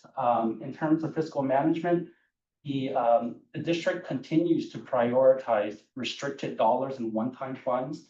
We talk about the cardinal rule of never spending one-time money on things that live and breathe. And we have lived by that. We can see the benefits of that where we are not in fiscal trouble because we have followed that rule. But one thing that I think we can see that we're doing well is that through proper fiscal management, we are managing deferrals and cash flow very well. You may or may not know this, but in the month of June, we didn't get paid by the state. And some districts are already feeling the pinch. Some districts have had to borrow money from their county offices. We managed our cash flow and our budgets very well. This month, we didn't have to borrow to make payroll. And that's something that we need to continue on in the new year. And hopefully you'll consider that as you strategically plan for next year's goal, that we have to manage deferrals. They are around the corner and on their way. And then finally, transparent fiscal processes and reporting.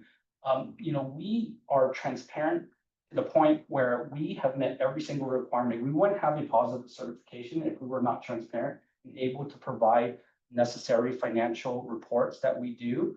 But I believe we are taking it to the next level. I've already shared this in the last board study session that we will be implementing a platform called ClearGov Transparency.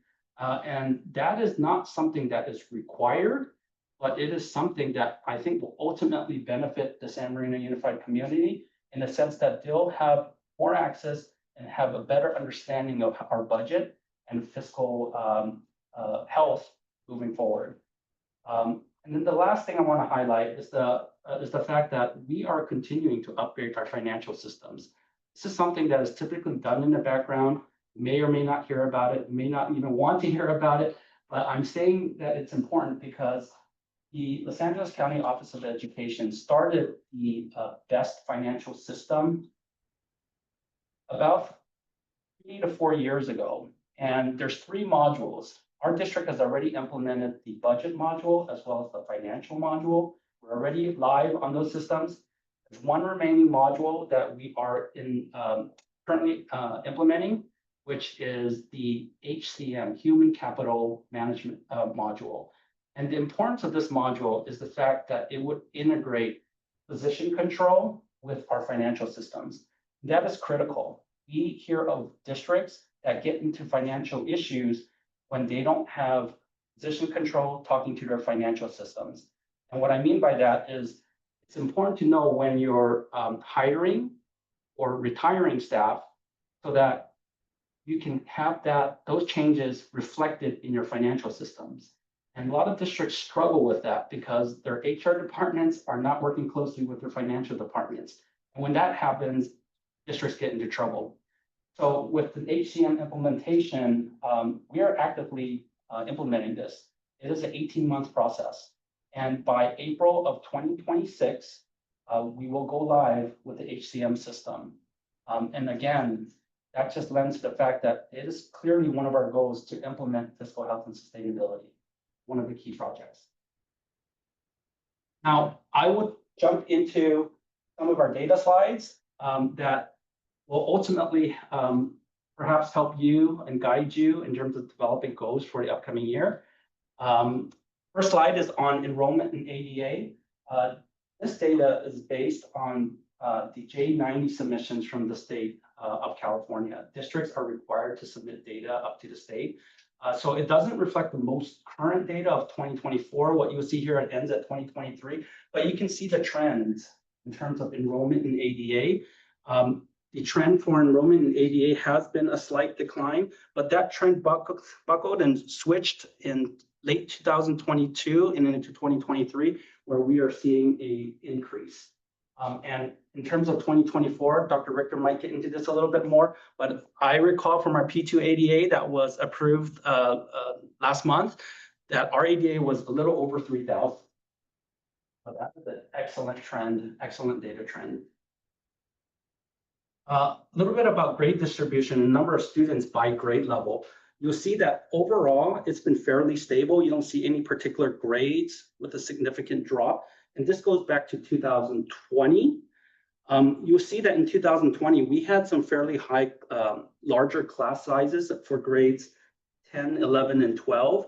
And then as the years proceed, you see those classes graduate and exit out, right? But what's good for the San Marino Unified School District is that we are seeing an increase in the number of kindergarten, TK and kindergarten. There is sort of a discrepancy here. You'll see that there's TK and K in two separate columns, but prior to 2024, TK and kindergarten were all clumped as kindergartners. So the reporting was that moving forward, we are tracking grade levels, TK on its own column and kindergarten in its own column.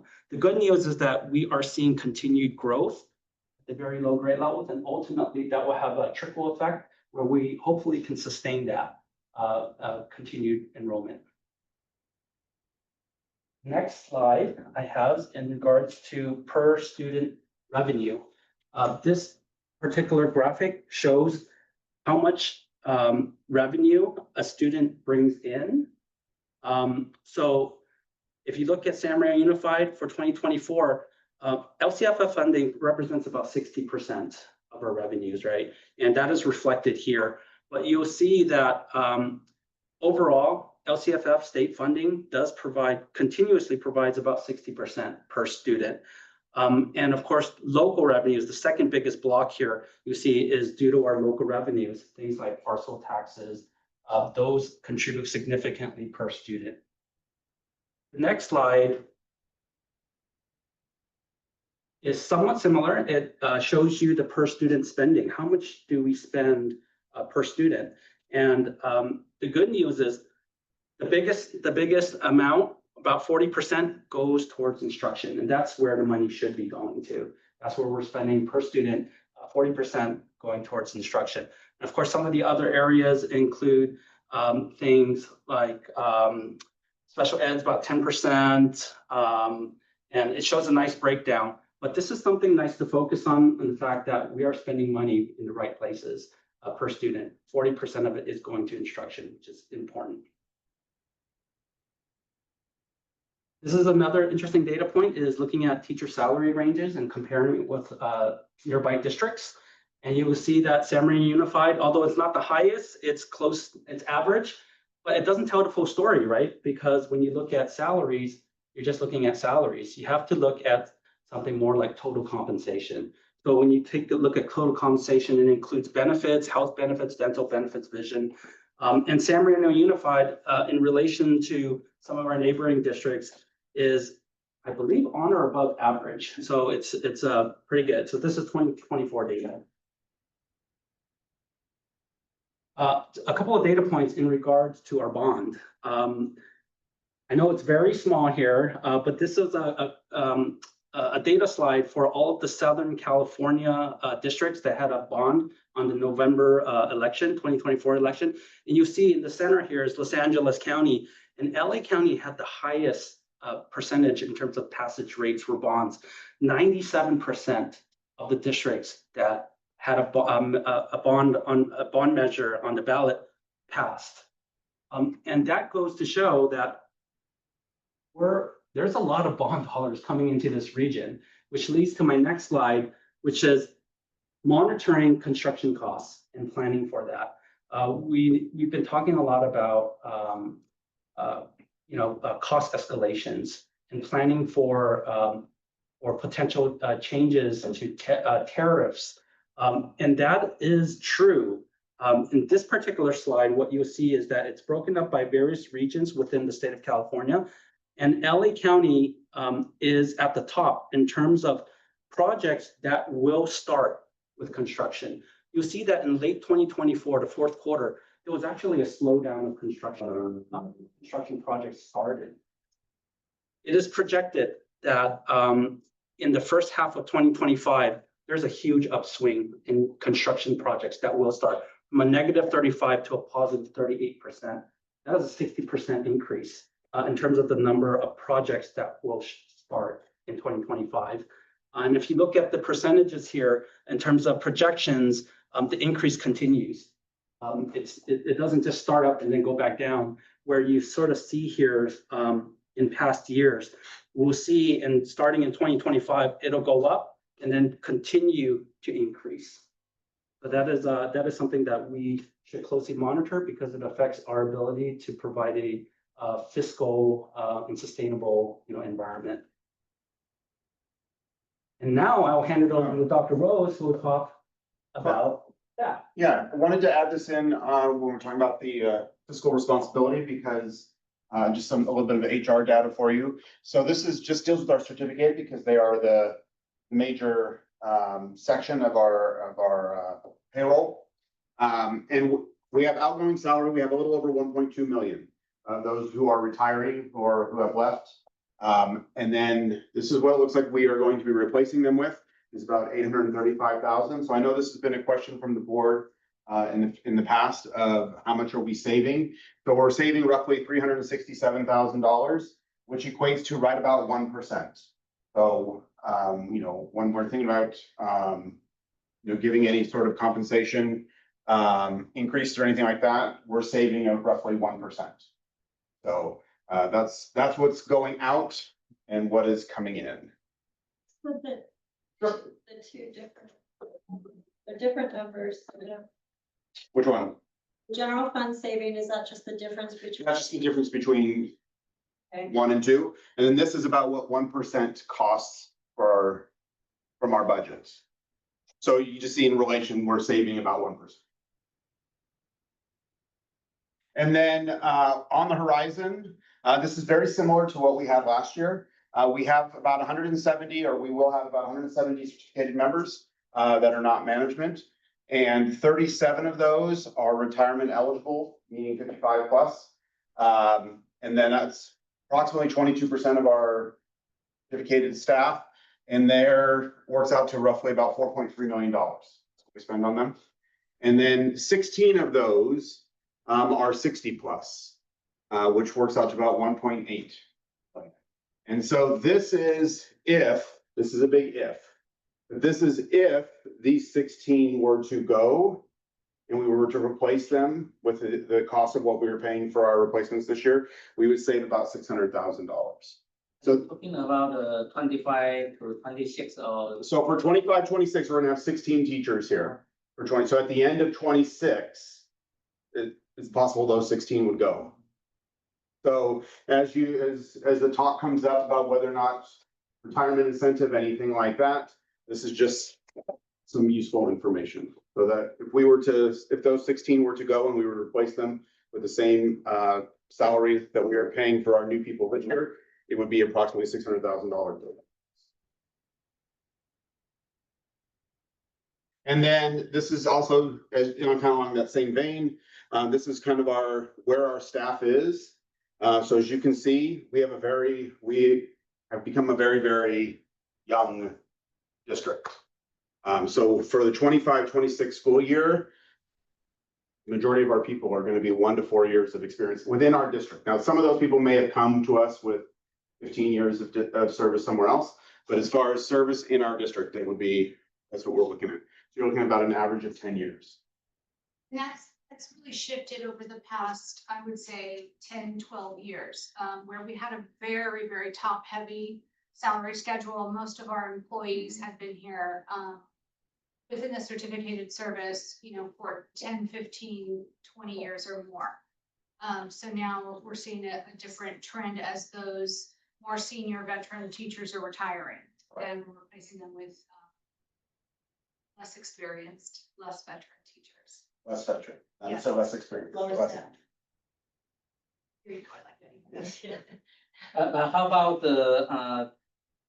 this is the age factor or junior or senior?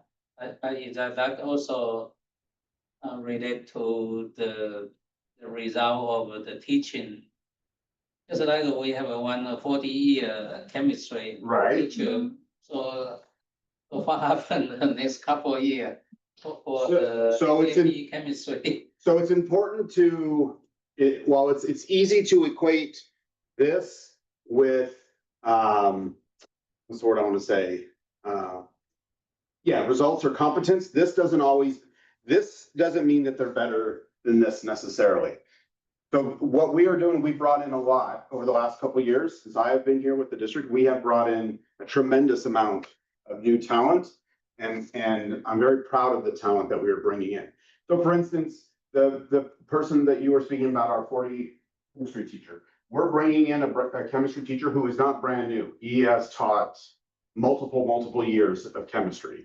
Now he will be in this category because he will only be 1 year with us, but he is not by any means a rookie who does not know what he's doing. New to San Marino. Not new to the profession.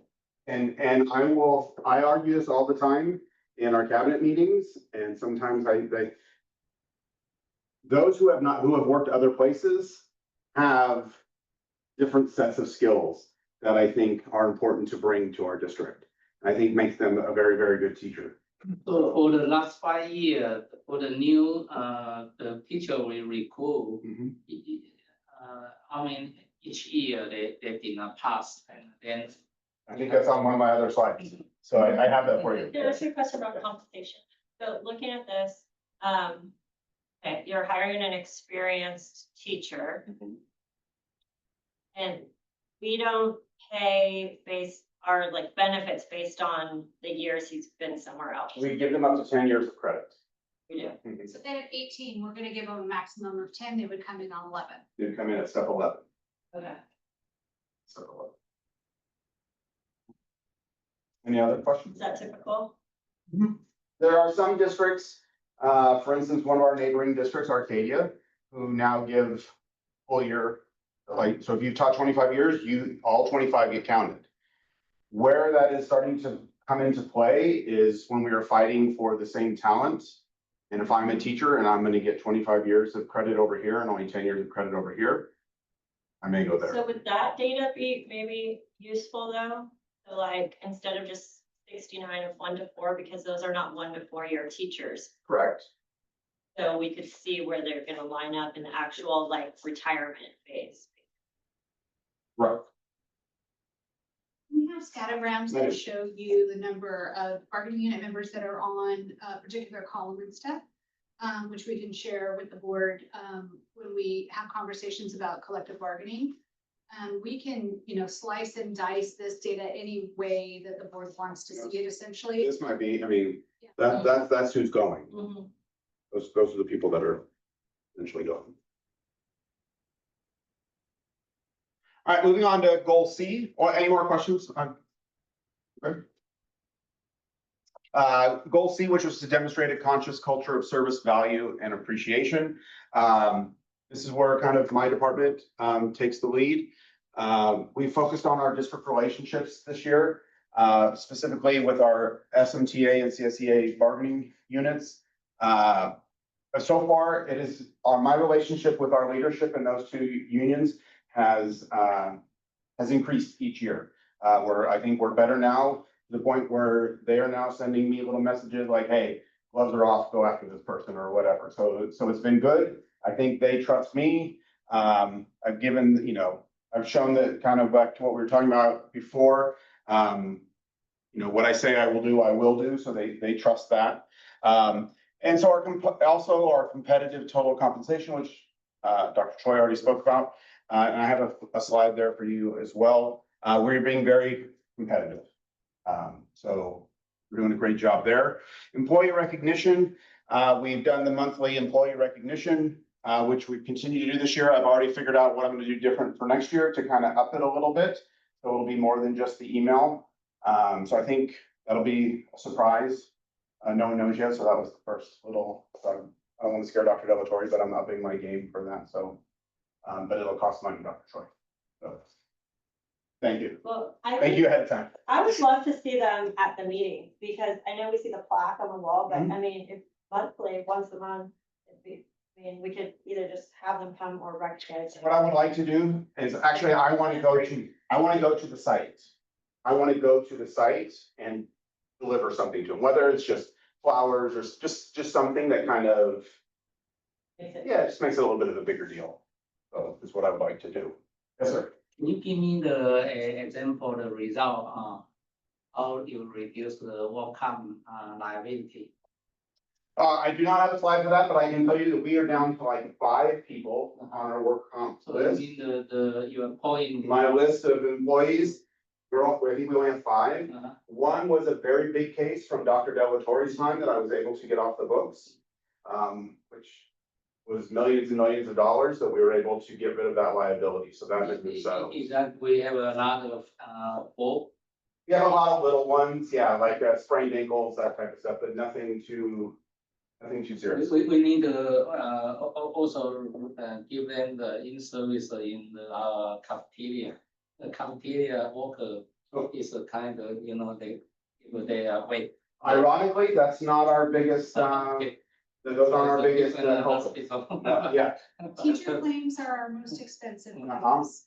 And you would think that they're in a far more dangerous work environment, but they are provided with training on a regular basis, how to properly lift. Same thing with our M&O employees.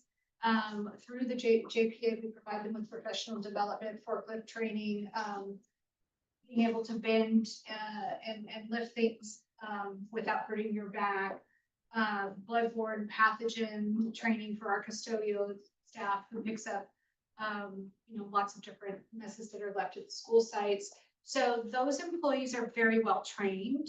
And our most common injury, our most common employee is our special ed aides. Those are our most common individuals that get injured. So the JPA, they offer the training once a year. We can bring it in more often if we need to. And then the SELPA provides training for special education teachers. So what is the transparency on the employee well-being? Well, I'm gonna, okay. So what I've been doing there is I've been making a very conscious effort that whenever I'm speaking with any of our employees about anything, that I do not, what's the word? I do not hide like the uncomfortable news or possibly. I'm very open, very honest, very transparent of this is how the process works. This is what's going to happen. This is what you're going to see. This is what's going to come your way. You may not get your answer that you like. So so in transparency, I've made it a very big effort to make sure that that's the culture with the HR department, is that when they come talk to us, they are going to get the accurate the accurate story and the true scoop of what's gonna happen. For the 25 to 26, you may maybe also had maybe a health fair. You then have like prevention. Yeah, so with the health fair, yes. This is gonna be a random question, but. Sure. I noticed that there's a lot of parents in the grand night, they kind of installing the crime mode and everything. What kind of liability insurance covered them or we covered them? The grad night carries their own. They have their own. They have their own. They have their own. Which is why it's also, it's one of those, what's one to say, like fine print things of why if, as administrators, if we are there, like Dr. Wolf, I think, is not there, if I'm correct. Yeah. Because once he is there, it is no longer PTA event, it is now our event. What about us? Should be there either. That's a good question. That's debatable, and we've had attorneys tell us that it's probably best that your board members not be there. However, you could make an argument that if you're a parent and you're volunteering in that capacity. I don't wanna take leave. Oh, okay, so, yeah. When you're volunteering at PTA, they also ask you to sign a waiver. Mhm. So when you actually, whoever is in charge is usually like, hey, can you sign this waiver? Yeah, so There's like even a- if I sign a waiver, if I show up there, right, and if something happens, they can still, we can jeopardize the district to be liable somehow. Okay. So Yeah. your advice is best not to be That would be my Yeah. advice. It's better if you Yeah. can avoid it. there. And I will say that that's because people will always look for the deep pockets, and the deepest pockets would be the school Yeah. district. It just, everything is situational. I know. And so it would depend on the circumstances. They and the don't facts no matter of the what, even if circumstances. they're- Yeah. What I will say is that, remember, these are no longer our students. Once they graduate, they're not our kids anymore. talking about setup.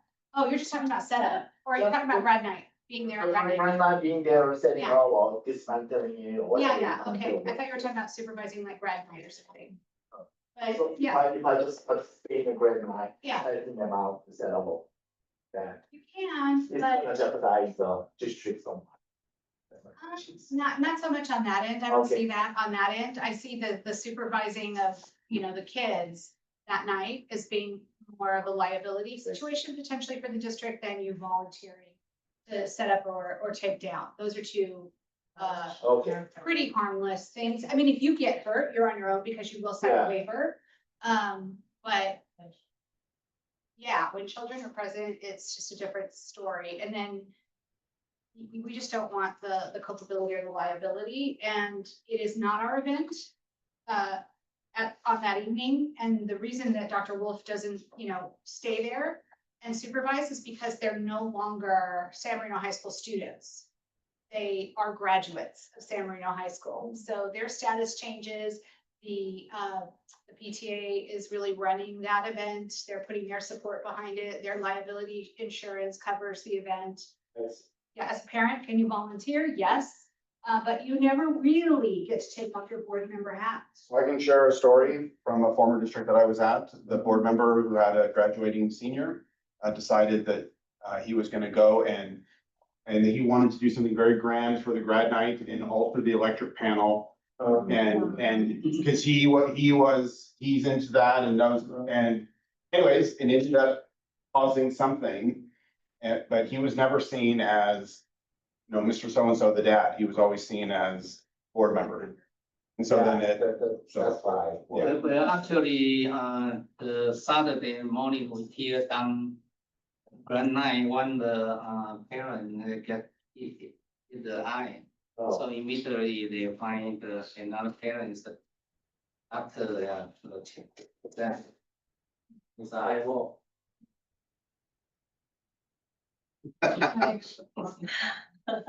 Actually not a bad idea. Right.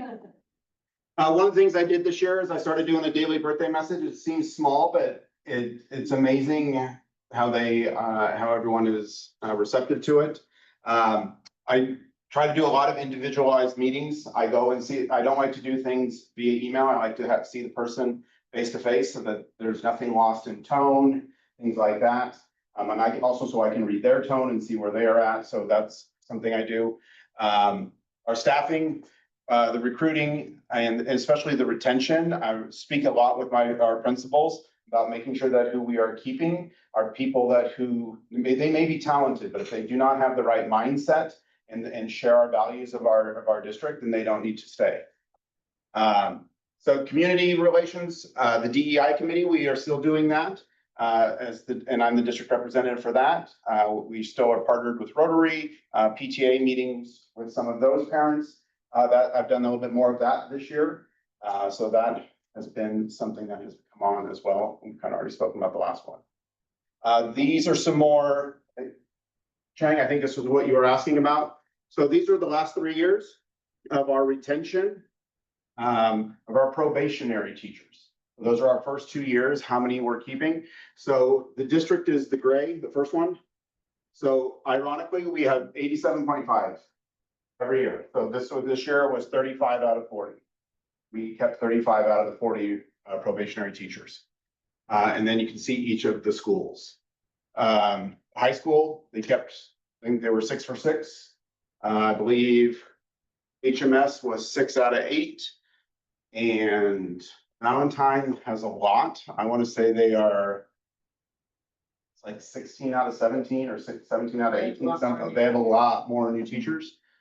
And then Carver, I believe it was 8 out of 10. So that's kind of our retention. So we have been consistent, 87.5. So I'm assuming next year it'll be 87.5. And then this is, I wanted to show you this, kind of goes with earlier about total compensation for the last 3 years. So this is 22 through 25. On schedule is kind of the lighter blue, off schedule is the darker blue. And so you can see where we stand in comparison to our neighboring districts of what we have given on schedule and off schedule. There are a couple of these districts. For instance, I want to say it was either Garvey, or no, it may have been Alhambra on the sheet that we share, so we know what everybody, and the sheet that gets filled out, it gets filled out by the HR person. So it's not someone who's falsifying the info that we're just sharing. I think either Alhambra, I think it was Alhambra, maybe they hadn't inputted theirs yet. But I promise you it wasn't 10%. For 24, 25, I promise you they didn't give 10%. So over the last 3 years, as you can see, in comparison to all of our other districts, with on and off, we've given more than anyone else. So, which is we've done well. All right, goal D. Back to Dr. Phil. Thank you. So do we need to take a little break or are we I think okay? we should power through. We have to, end today at 3:30. Oh, we've ended 3:30. Okay, well, that's great because I'm always criticized for the number of slides that I have on my PowerPoint. So I really pared it down this time and I will go quickly. Goal D is really where you see the bulk of the work from my department. And I want to say it's really just not me and Claudia, my administrative assistant. It's really all of our teachers that are doing the hard work. It's our educational assistants, it's our principals. I mean, it really takes everyone involved to get this work done.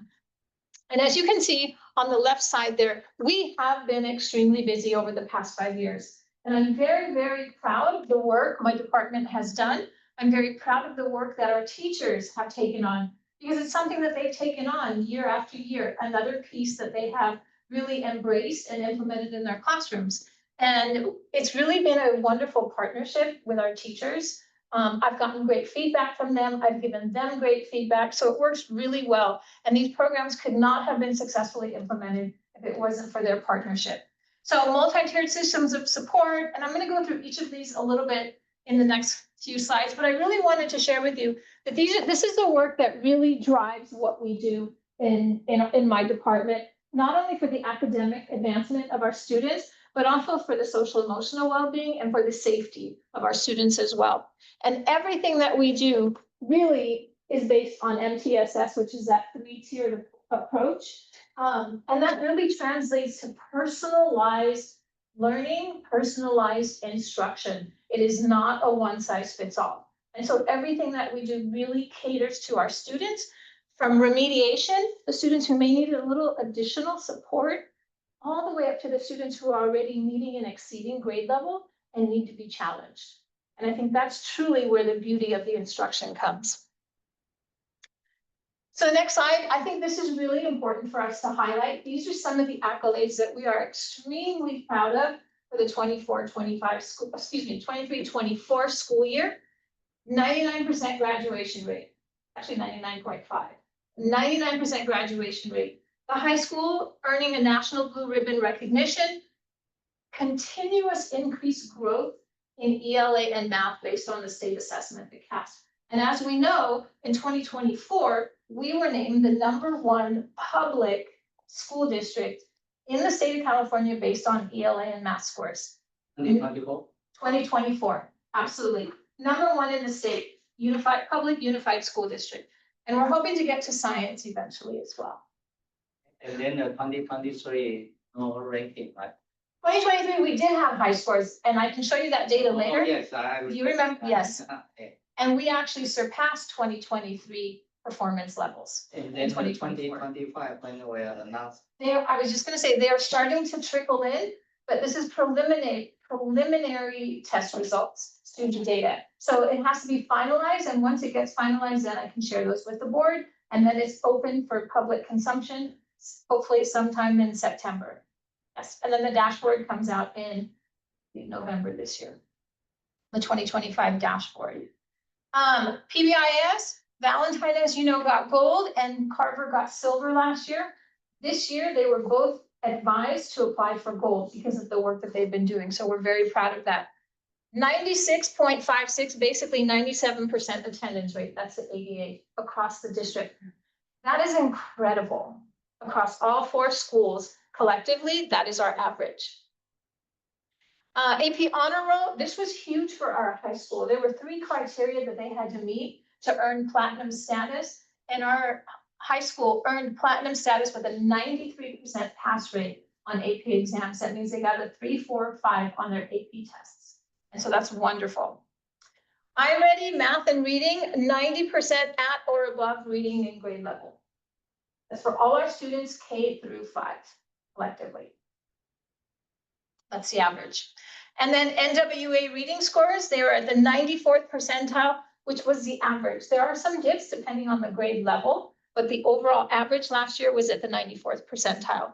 And so this is something that we are extremely proud of, and we know it doesn't come just from the district office. This work really happens at the school sites, and we're very proud of that. So let's talk about universal design for learning. Believe it or not, we are in year 4. We started this during the pandemic when it was all virtual and online. Universal design for learning really is differentiated instruction. It's personalized learning. It is district-wide TK through grade 12 to really address all the types of learning our students need. It talks about engagement, how information is presented.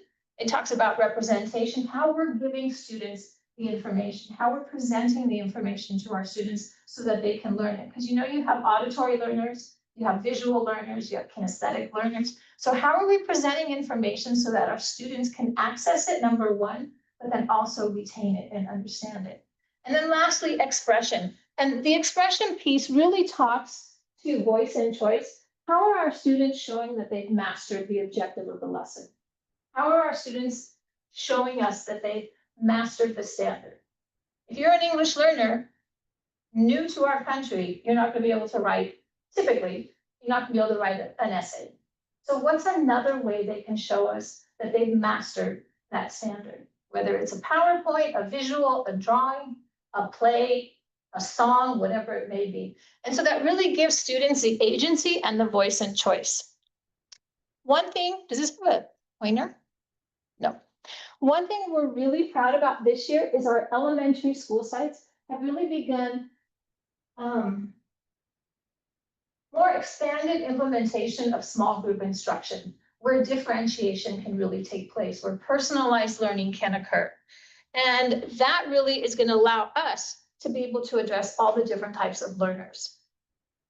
We are extremely proud of our partnership with Focus Schools.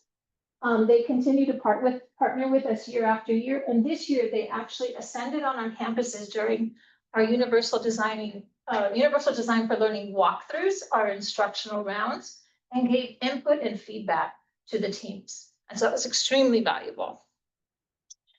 The other thing that we're looking at for universal design for learning is using our data inquiry cycles. During our 3 PD days, our principals take what they learn during their instructional walkthroughs, analyze it and review it with their teams, and then decide what their next steps should be to improve instruction. Any questions on universal design for learning? Some year 4 already. PBIS, we talked a little bit about. I'm not going to go over it. The one thing I want to say is it really is important that this year to recognize that those schools applied for gold. And when you achieve gold status, you have really done the work. You have walked the walk, and that's important. And then again, multi-tiered systems of support, not a one-size-fits-all. Mandarin Dual Language Immersion Program, something we are very proud of. Believe it or not, we are going into year 3. That means our initial cohort, our inaugural cohort, will be in grade 2 in the fall. It's amazing. This year, for the first time, every year we saw higher interest in the program.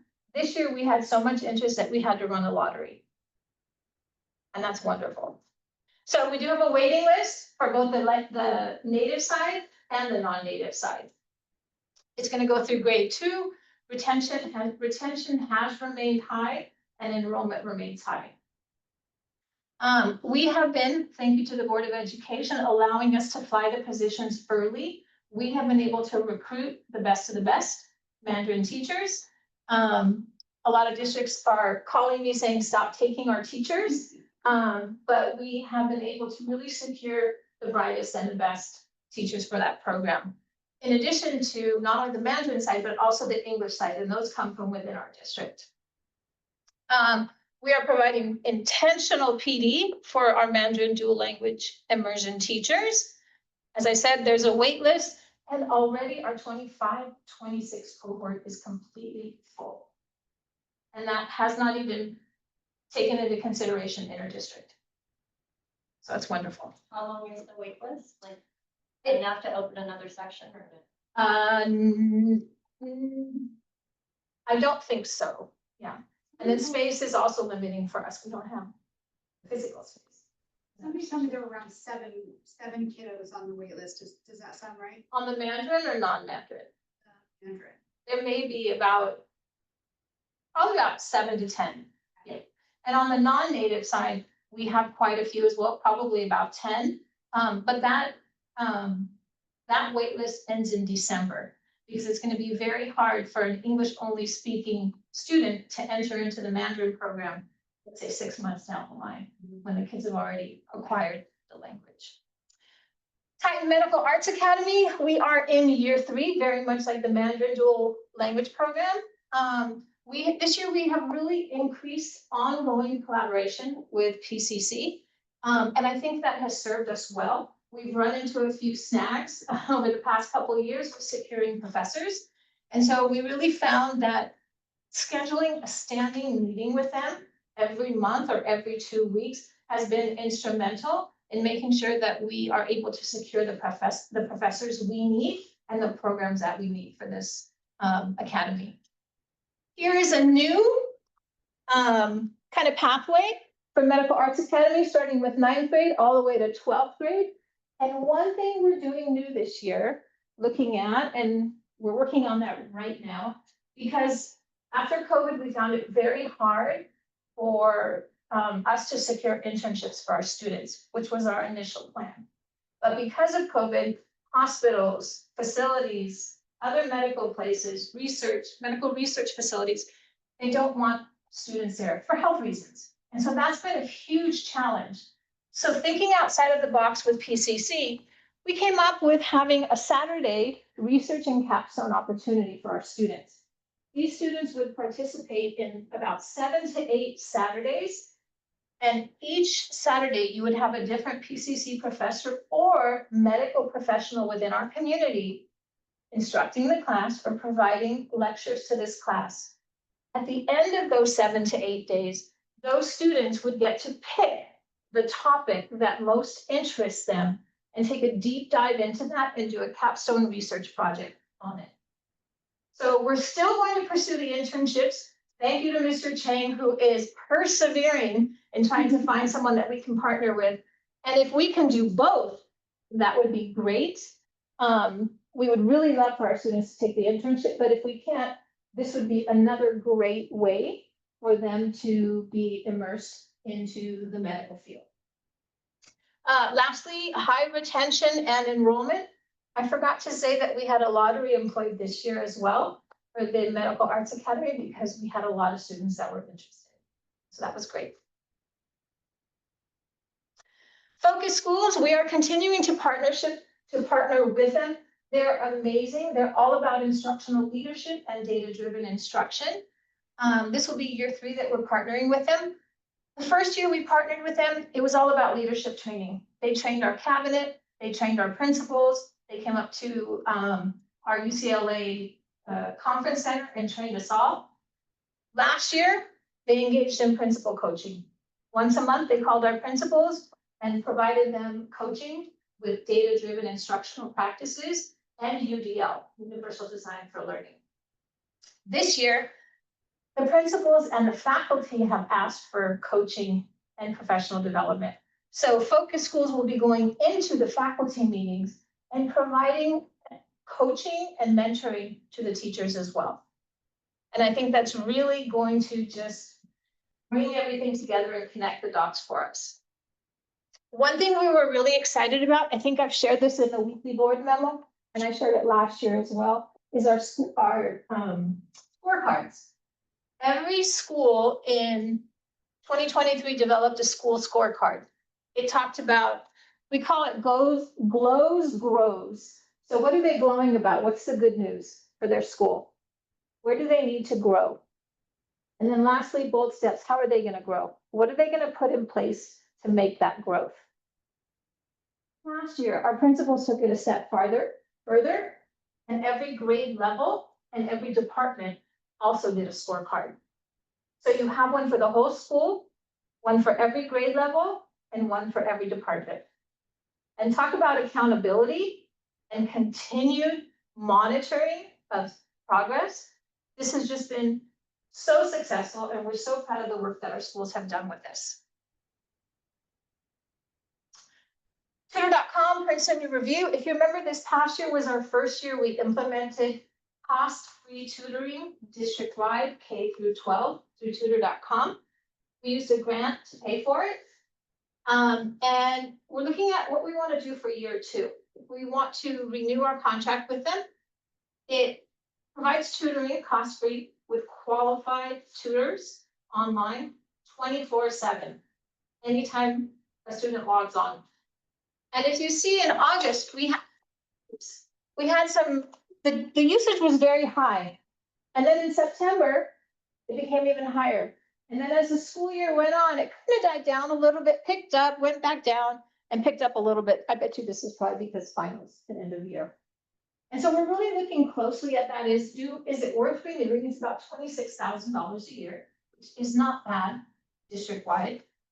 And then looking at what subject received the most attention, algebra. And that was every month. Algebra was the one subject where students requested tutoring. So to me, it may be worth keeping because we know our students are using it. We just have to constantly remind, and we've asked principals to remind their school community that this is accessible 24/7. And every month they give us usage reports. This is just the final one. 2 questions. Whoever wants to go first. I was just curious, is there data that reflects those that use this in lieu of other? Because I know a lot of parents also do other after-school tutoring programs. Like, is this replacing those other? Oh, it's not. It's not in replacing. addition. It's in addition to, yes. Because tutoring, so schools do after-school tutoring as well. You're absolutely correct. But if students would like tutoring during winter break or Thanksgiving break or spring break, whatever it may be, this is accessible 24/7. Or even when they go home and they realize they got stuck on a math problem or a science problem, they can go on here and request tutoring. Mrs. Gill? I was wondering if there's like a package that we could do, math package, that would be less expensive than having all access. I can absolutely find out. So yeah, so the top three Yeah, or math, are math. and the fourth. Yeah. Yeah, well, yeah. Algebra, geometry, calculus, algebra 1. They're all math. Absolutely. I'm wondering how many kids are using like algebra 1, these 14 hours? Like how many Like one kids, kid. one kid using 14 hours or lots of kids? I think this is the total, not per kid. This is the total, but this one is only for May. So let me clarify, this one's only for May. This is August through May. So maybe worth looking at a math to see what the cost savings could be. And if it's not a big difference, it is nice that they're able to also access the other core subject areas. So we'll be taking a deeper dive into this over summer. They have this available. All students have this through September 30th. The contract ends September 30th. So we have a little bit of time to research this and decide if we would like to move forward again. Is that we can know the, how much hour each student they utilize? Each student, Yeah. I could ask them for that breakdown. Like, Absolutely. how many of our students are actually using it? Yeah, and That also, was Shelley's question, right? and also what time they are doing, with some doing in the midnight. Yes. They do it at 10 o'clock at night. Don't go to bed. And that is actually included in our monthly usage report. So we do know the times that they're utilizing it. Absolutely. They have like an average per user time. You can ask, yeah. So that's- Yeah, it would be a long list because we have so many students, but we could, I don't know, I think it would be one number. oh, I thought you wanted per student. Average time a student would spend, like, out of this. Oh, okay. Yeah, we could probably get that. Absolutely. I think it's a short list. I thought you meant like how many, No. every student. No. And which subject most depends on? Yes. Yeah. Well, consistently, we've seen it in yeah, algebra. yeah. Yeah, and that's been consistent over the months. Ethnic studies. So this past year, we spent, well, actually for the last couple of years, we spent a lot of time digging into the new ethnic studies requirement and what it looks like and what a great course would be. Because as you know that the governor said that by 25-26, we had to have one semester of ethnic studies provided at the high school. So over the course of the past year, we have convened a committee at the high school. We've had parents, we've had students, we've had administrators, teachers, and district me representing. And we've met about 3 to 5 times with the parents and the administrators and the students, really looking at what that could look like. Last year, we talked about when we did a deep dive into the requirements of the ethnic studies course.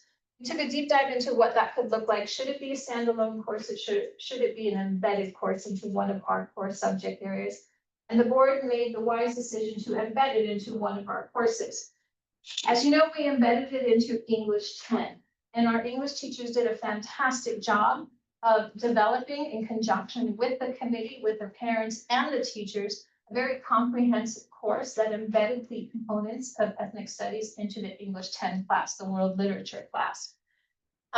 We utilized the LACO Ethnic Studies Toolkit as our guide to develop the course and to include the required components. It was approved at the May 13th board meeting. Thank you so much.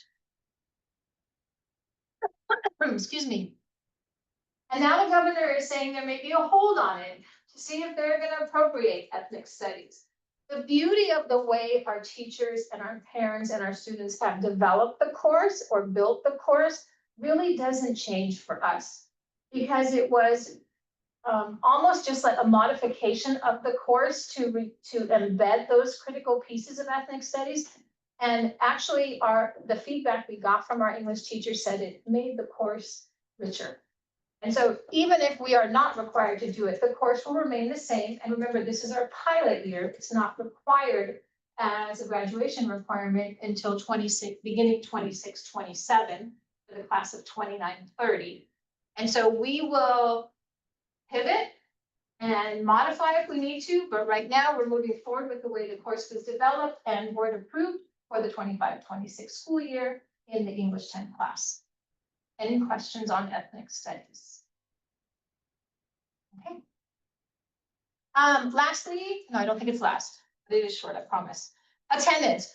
We have really put a strong focus on the reemergence of the 369 letters. When a student's absent 3 times, they get a notice, unexcused. When a student's absent 6 times, they get another notice, 9 times, another notice. And I think that's really helped our ADA. We're seeing it like 97% ADA. These notices go out weekly by the school offices. They have been trained, our school secretaries have been trained on how to send these out. It's really strengthened our response to chronic absenteeism, as you'll see later on our California school dashboard. And we put a stronger focus on our SARTs and SARB meetings. SART is a school attendance review team that gets together and meets with the student, the parent, the teacher, the administrator to say, wow, you've been absent 12 times. What plan can we put together to help you get to school regularly?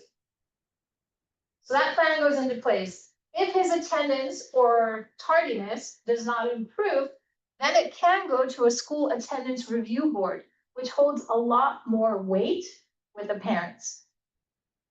So we've really focused on that, and I know that every school has been doing a SART meeting, not only for attendance, but also for tardiness. So our students are getting to school more on time, so they're not missing instruction. PBIS implementation has really helped with attendance because when students feel safe and they belong, they want to be at school. Continued training for our teachers and our administrators and our front office staff on how to conduct these meetings. And then lastly, as I mentioned on the dashboard, the attendance rate was 96.98. That was almost 0.5% higher than the year before. And our chronic absenteeism went down 1.6% from the year prior. So this is working.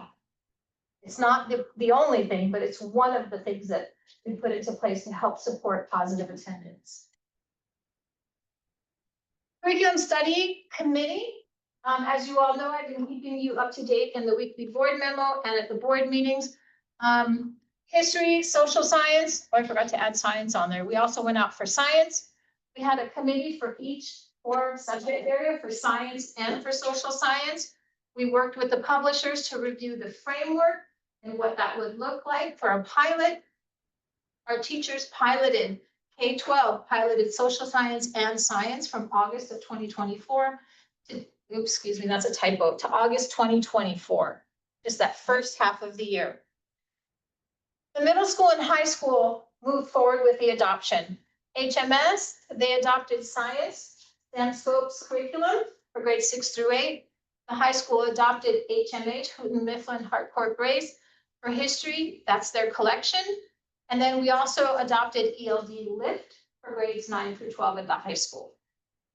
25-26, we're looking at implementation of the new curriculum and providing our teachers with professional development so that they will effectively be able to utilize the curriculum. We are starting in the fall looking at a science pilot because our elementaries did not move forward with science curriculum. And we know how important science is for us as a school district. And that's where our scores also need to get a little stronger. So we're looking at running the science pilot for elementary this fall. And then lastly, diving into the math framework, which just came out. So that's the work we have to do on our curriculum adoption.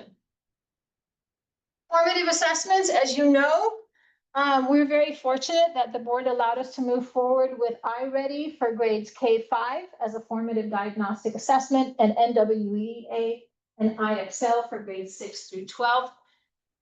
And this, I believe a lot of this has really contributed to the growth that we have made, the academic growth that we have made as a district, because we're able to catch students early on and provide them with the supports they need to make to progress. Looking at 2023-24, the scores for iReady overall, pretty similar. We saw a 1% dip in ELA this year. In 2024. iReady, actually both iReady and NWEA are administered 3 times a year, beginning of the year, middle of the year, and then end of the year. This also allows us to have that longitudinal data. The great news is grades 6 through 8 who adopted STEM scope science curriculum, they are now going to pilot a formative assessment for science, which is also going to help monitor student progress in science. And so that's great news. The other thing is, I think I have included in the weekly board member memo, which is AB 114. It's the new legislation that is mandating that every student in public schools, K through 2, adopt a diagnostic screener to detect reading difficulties early on. The state has only approved 4 screeners. All districts can only pick from 4 screeners. Guess what? iReady is not one of those screeners. So we put together a committee in April of K1 and 2 teachers, and they decided on 2 screeners. One is the Stanford Roar, and one is Amplified. And the reason we're doing 2 is Stanford Roar is grades 1 and 2. They don't have K, but grades 1 and 2 really love Stanford Roar.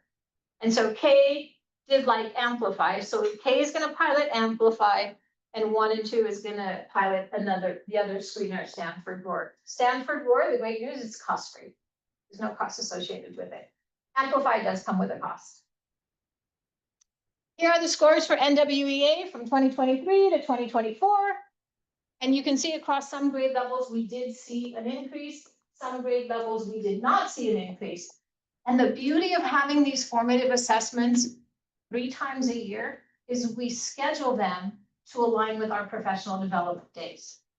So teachers have the data, principals have the data, they're able to take it back, take a deep dive into what the data is telling them, and put supports into place to make sure that our students are progressing. Any questions on these 2? These scores are kind of low though, right? I mean, 62, 52, they dropped off. So that's using these data collection assessments over the year, and it dropped significantly. Right, so remember that this is only the first year. 2025 data is now coming out that we're gonna look at. But 2020, what was 2023 data then? Well, 2023, sorry, this is year 2, so this will be the 3rd year then that we have it.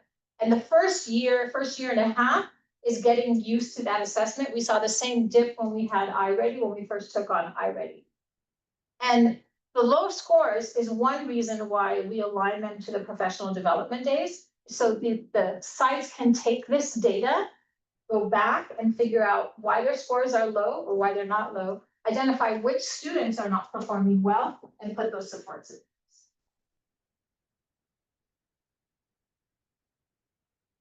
Rather than getting this data at the end of the year and not having the time to put any supports in. So is there, like, how much lag time between getting the results and then implementing the supports? Because No more than a week. The results are instantaneous.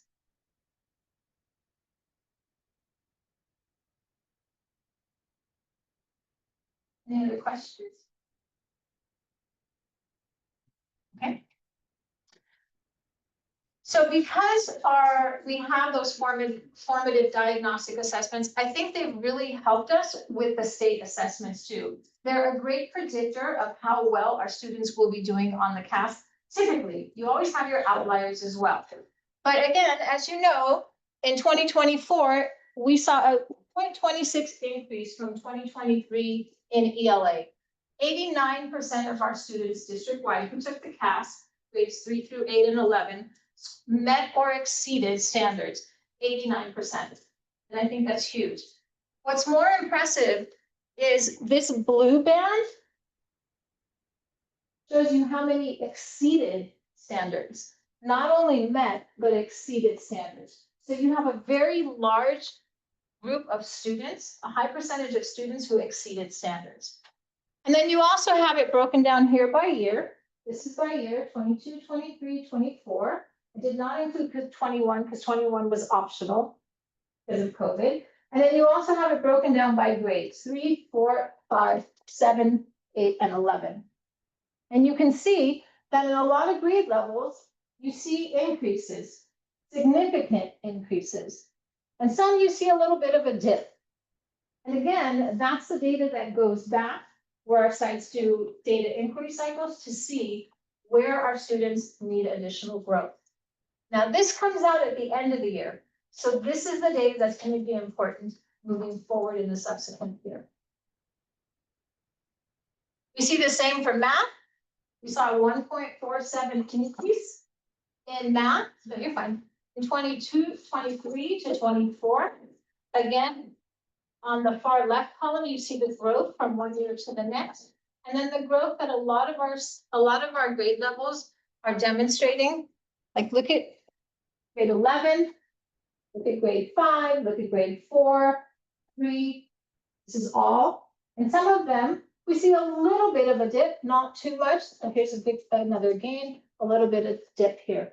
But this data is also important to look at in conjunction with iReady and NWEA. Really using a multi-pronged approach to look at the data. And then lastly, science. So this is depicted a little bit differently. Science is 73.76 district-wide that met or exceeded standards. And it is a little bit of a dip from 2023. And that's why our focus on science this year is going to be critical. That's why looking at formative assessments for science is going to be important for us.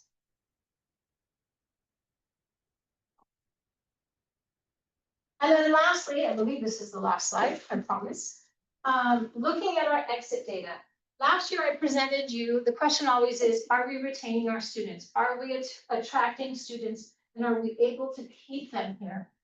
So I think this data is very, very impressive. So last year, there were 186 students that withdrew throughout the year. This year, we only have 84. And this data is owned as of last Thursday. Okay. When you look here, move to another public school. Last year, we had 63 that moved to another public school. This year, we only have 31. And this may be because they moved, the parents moved from one city to the next, not necessarily just chose another public school. Moving to private, 78 last year, 21 this year. Out of California, 17 last year, 13. Moving out of the United States, 28 to 17. So we're retaining our students. We have a very attractive school district. Students want to stay, families want to stay, they're not moving away. Here it is broken down by grade level. You have it in front of you, so I'm not going to go over it. But then looking here, which private school they chose. Look at last year. They were all over the place. They went to many different private schools. This year, as of last Thursday, these are the only 4 private schools. Well, this is others, another private school. 6 girls secret. They can, but they have not disenrolled yet. So this is only those that have disenrolled. Because we can't say that they're leaving if they haven't disenrolled yet. Because what if they change their mind, they come back? This is if they've completed the disenrollment process. Final. So we're looking at this again. I think the programs that we have, the instruction that we provide, the fiscal stability that we provide to run our programs, really is what keeps our families here. And we're very excited that we're able to retain our students. Any questions on this? I'm very proud of this slide. I didn't do it, but I'm very proud of it. And it's not because of me, but I'm very proud that our students are staying and they're not choosing to leave.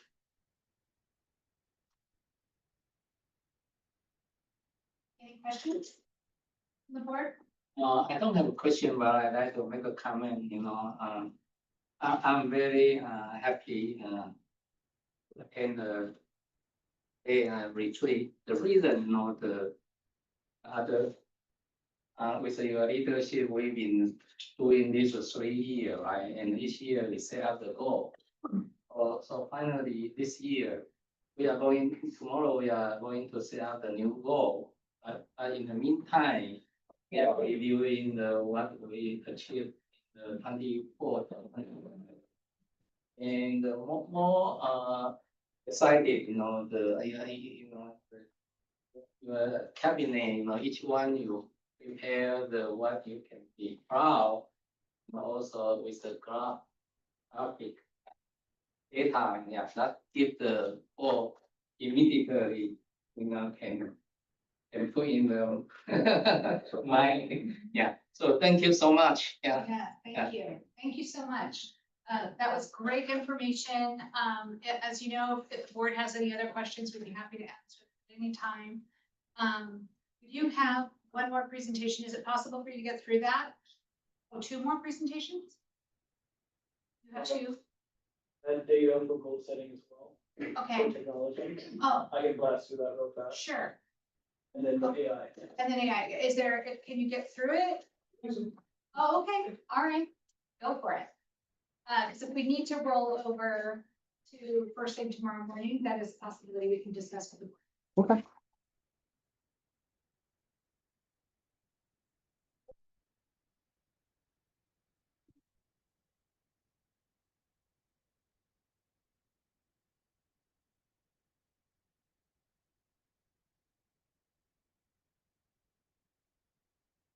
Okay, I'll go real quick. I think Peter's gone through some of this already. I didn't attach this to any board goals, I'm sorry. We still are part of the K-12. It was not, let me share.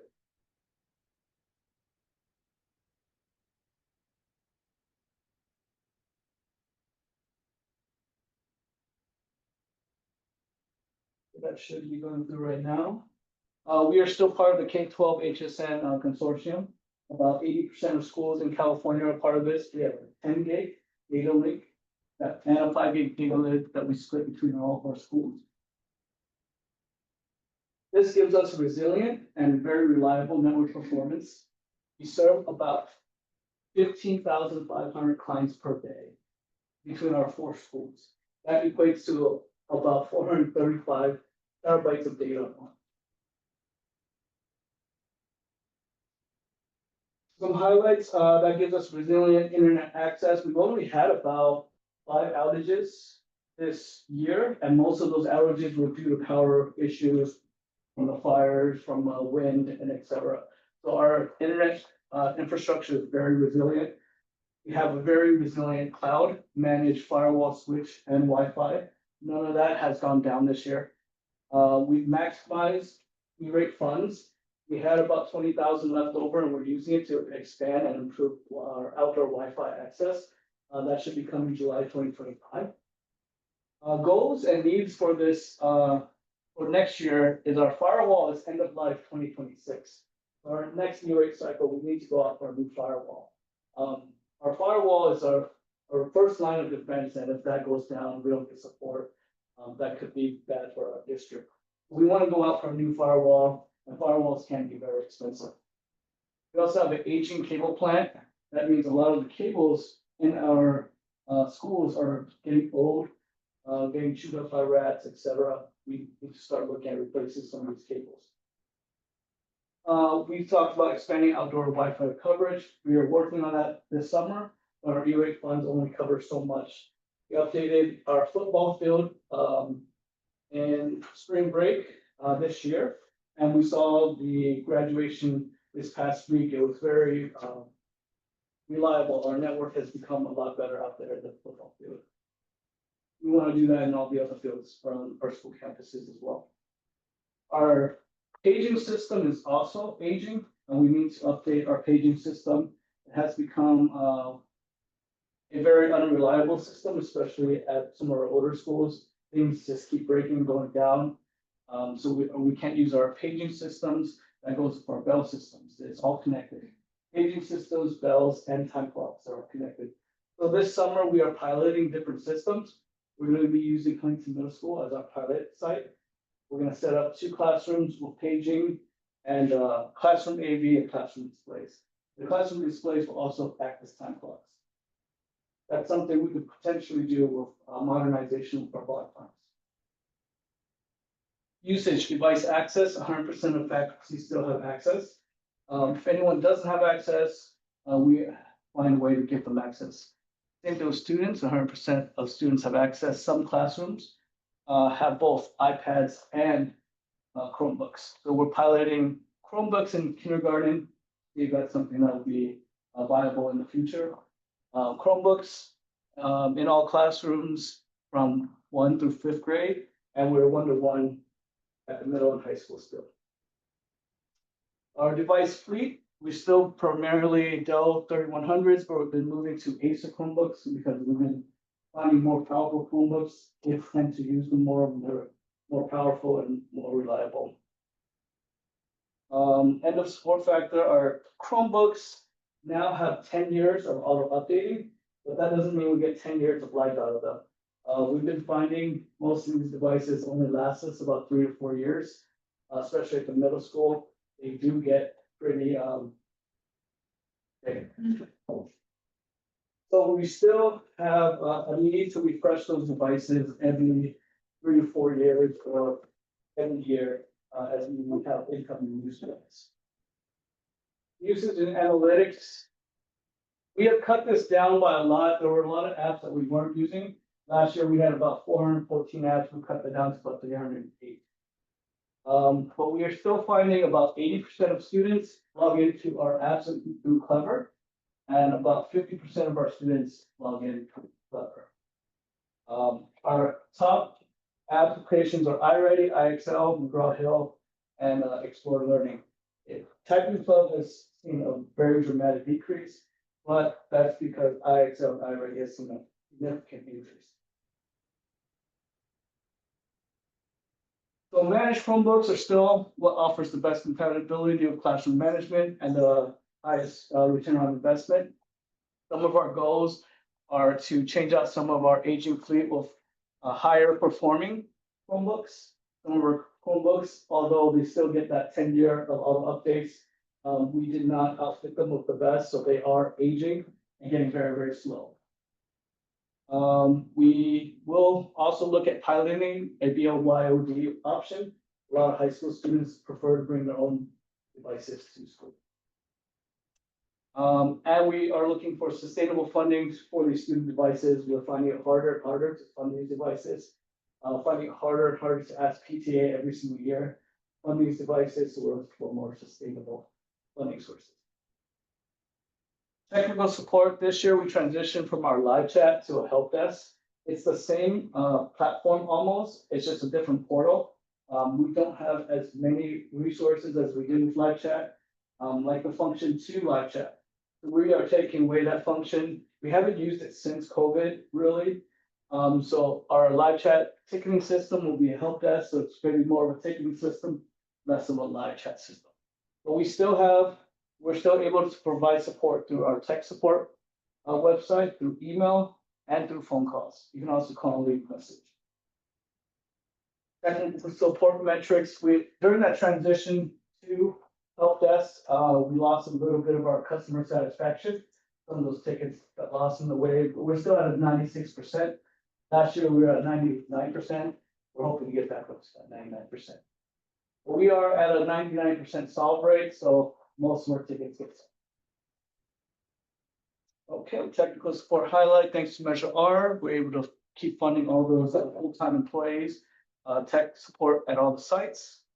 We will continue to use help desk, hopefully bring back our knowledge base, and develop some type of either service catalog or standard procedures so that our staff and employees know our procedures.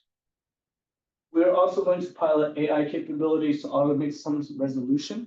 Help desk has quite a few AI tools that we can add on to help automate, make things a little bit smoother and faster. and network security and threats.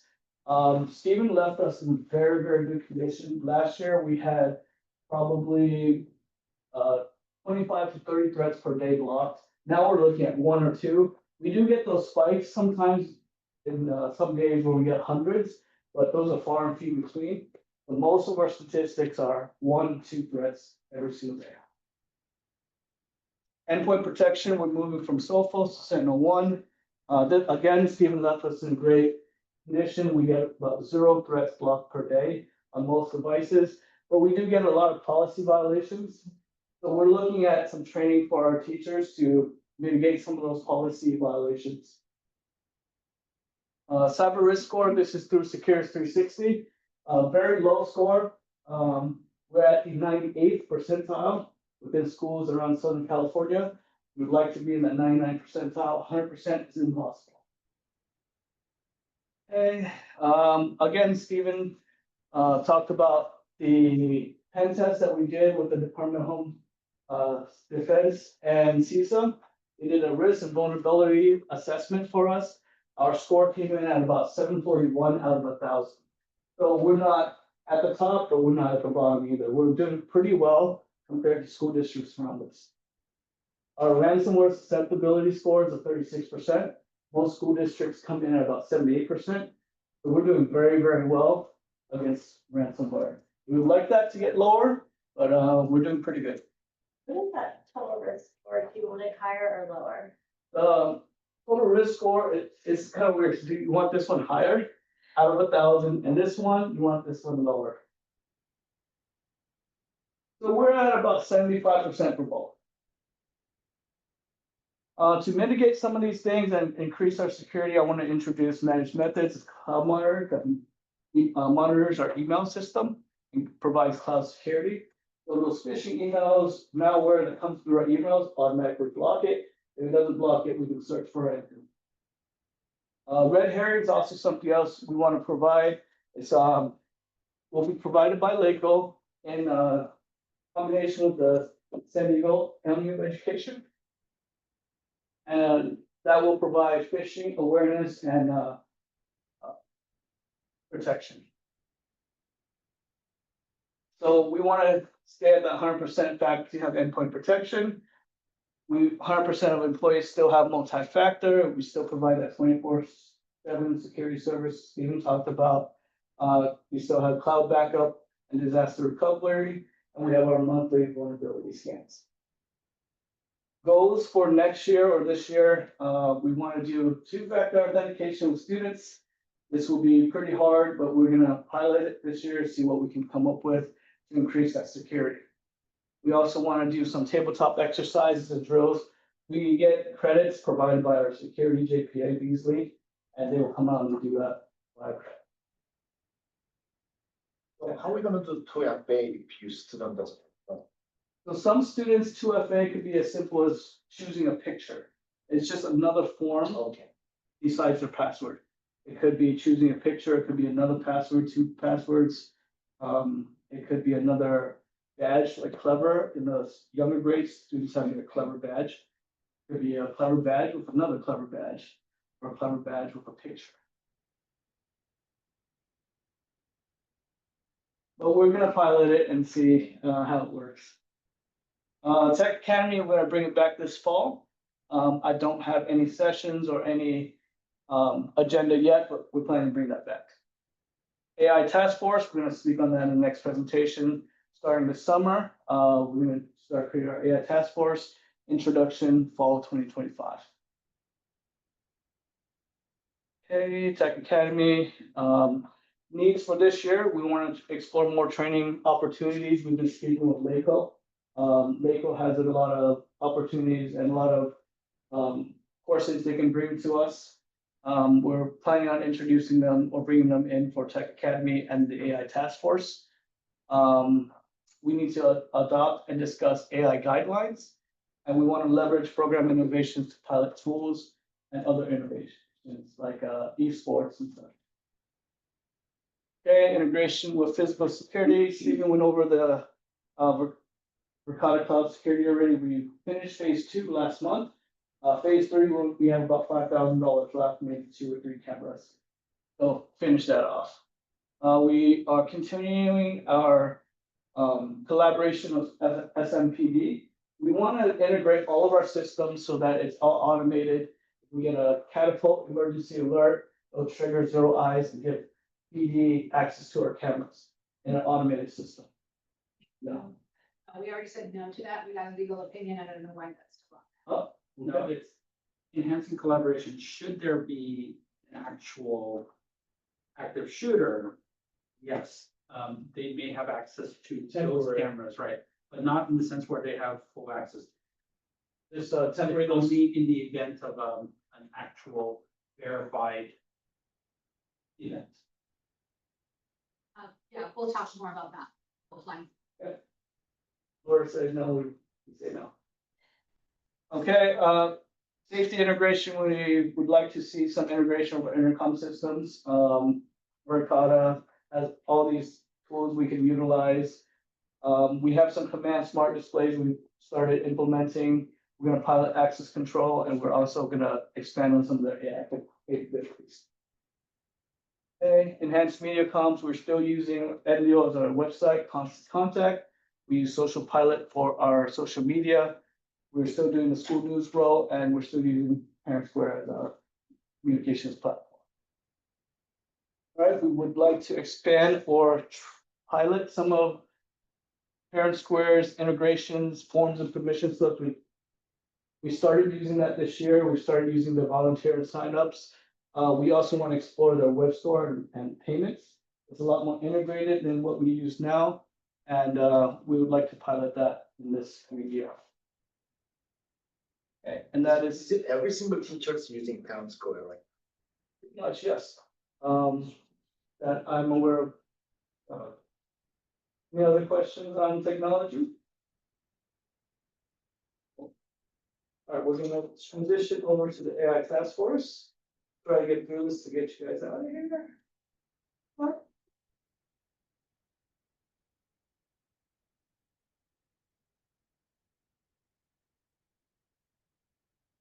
All right, AI task force coming fall 2025.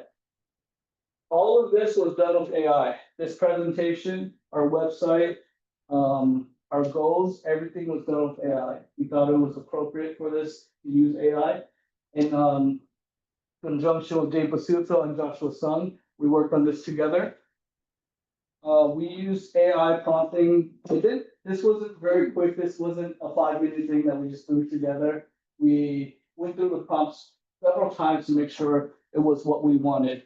So we threw in our mission statement, we threw in what we wanted our outcome to be, and we set a couple goals, and we wanted it to be an phased approach. And this is what AI gave us.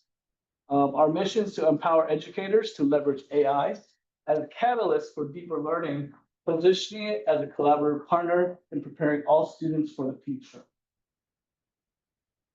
Our outcome, to have confident teachers and to empower students. Okay. What we want to do is make AI literacy foundational. So we want, this means educating people on what AI can do, but also on what AI cannot do. We want to build AI fluency, so our teachers and our students are comfortable using AI. And we want to support classroom integration, not just for specific grades, but all grades at all levels. This is going to be much harder at the elementary sites. And most importantly, we want to promote responsible usage with ethical AI usage and with the student at the center.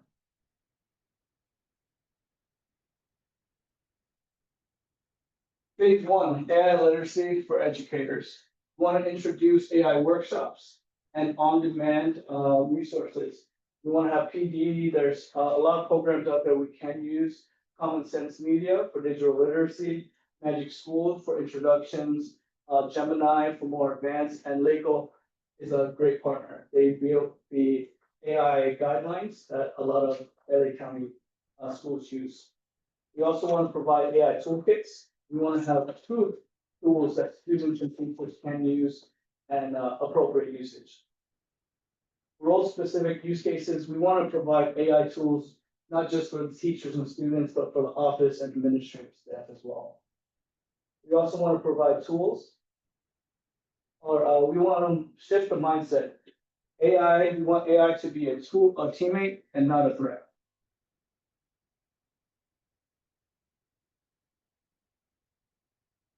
Okay, phase two, coaching and collaboration.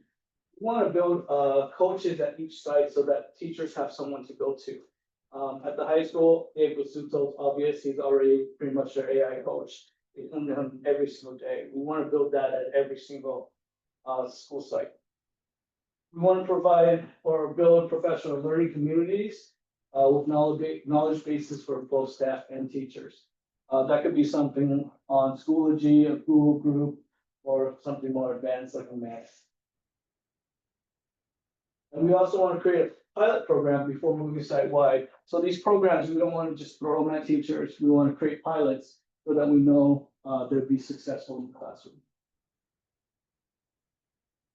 All right, phase three, classroom implementation. We want to train the teacher. Train the teacher model is what Dave came up with. We train the teacher so that they're comfortable with AI. And then those educators can teach the students and teach responsible usage. You see this a lot of teachers think AI is cheating, but we don't think they just understand AI.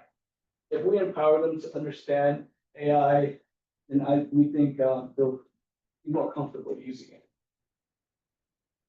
Students will learn brainstorming, research and creation, and focus on the ethics and transparency of using AI in the classroom.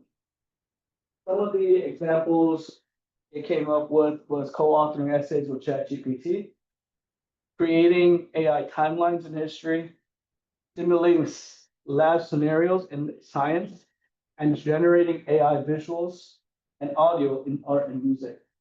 If you go to Dave's class, you can see that they're doing a lot of this already. They take faces, put them on babies, they talk, move, it's amazing.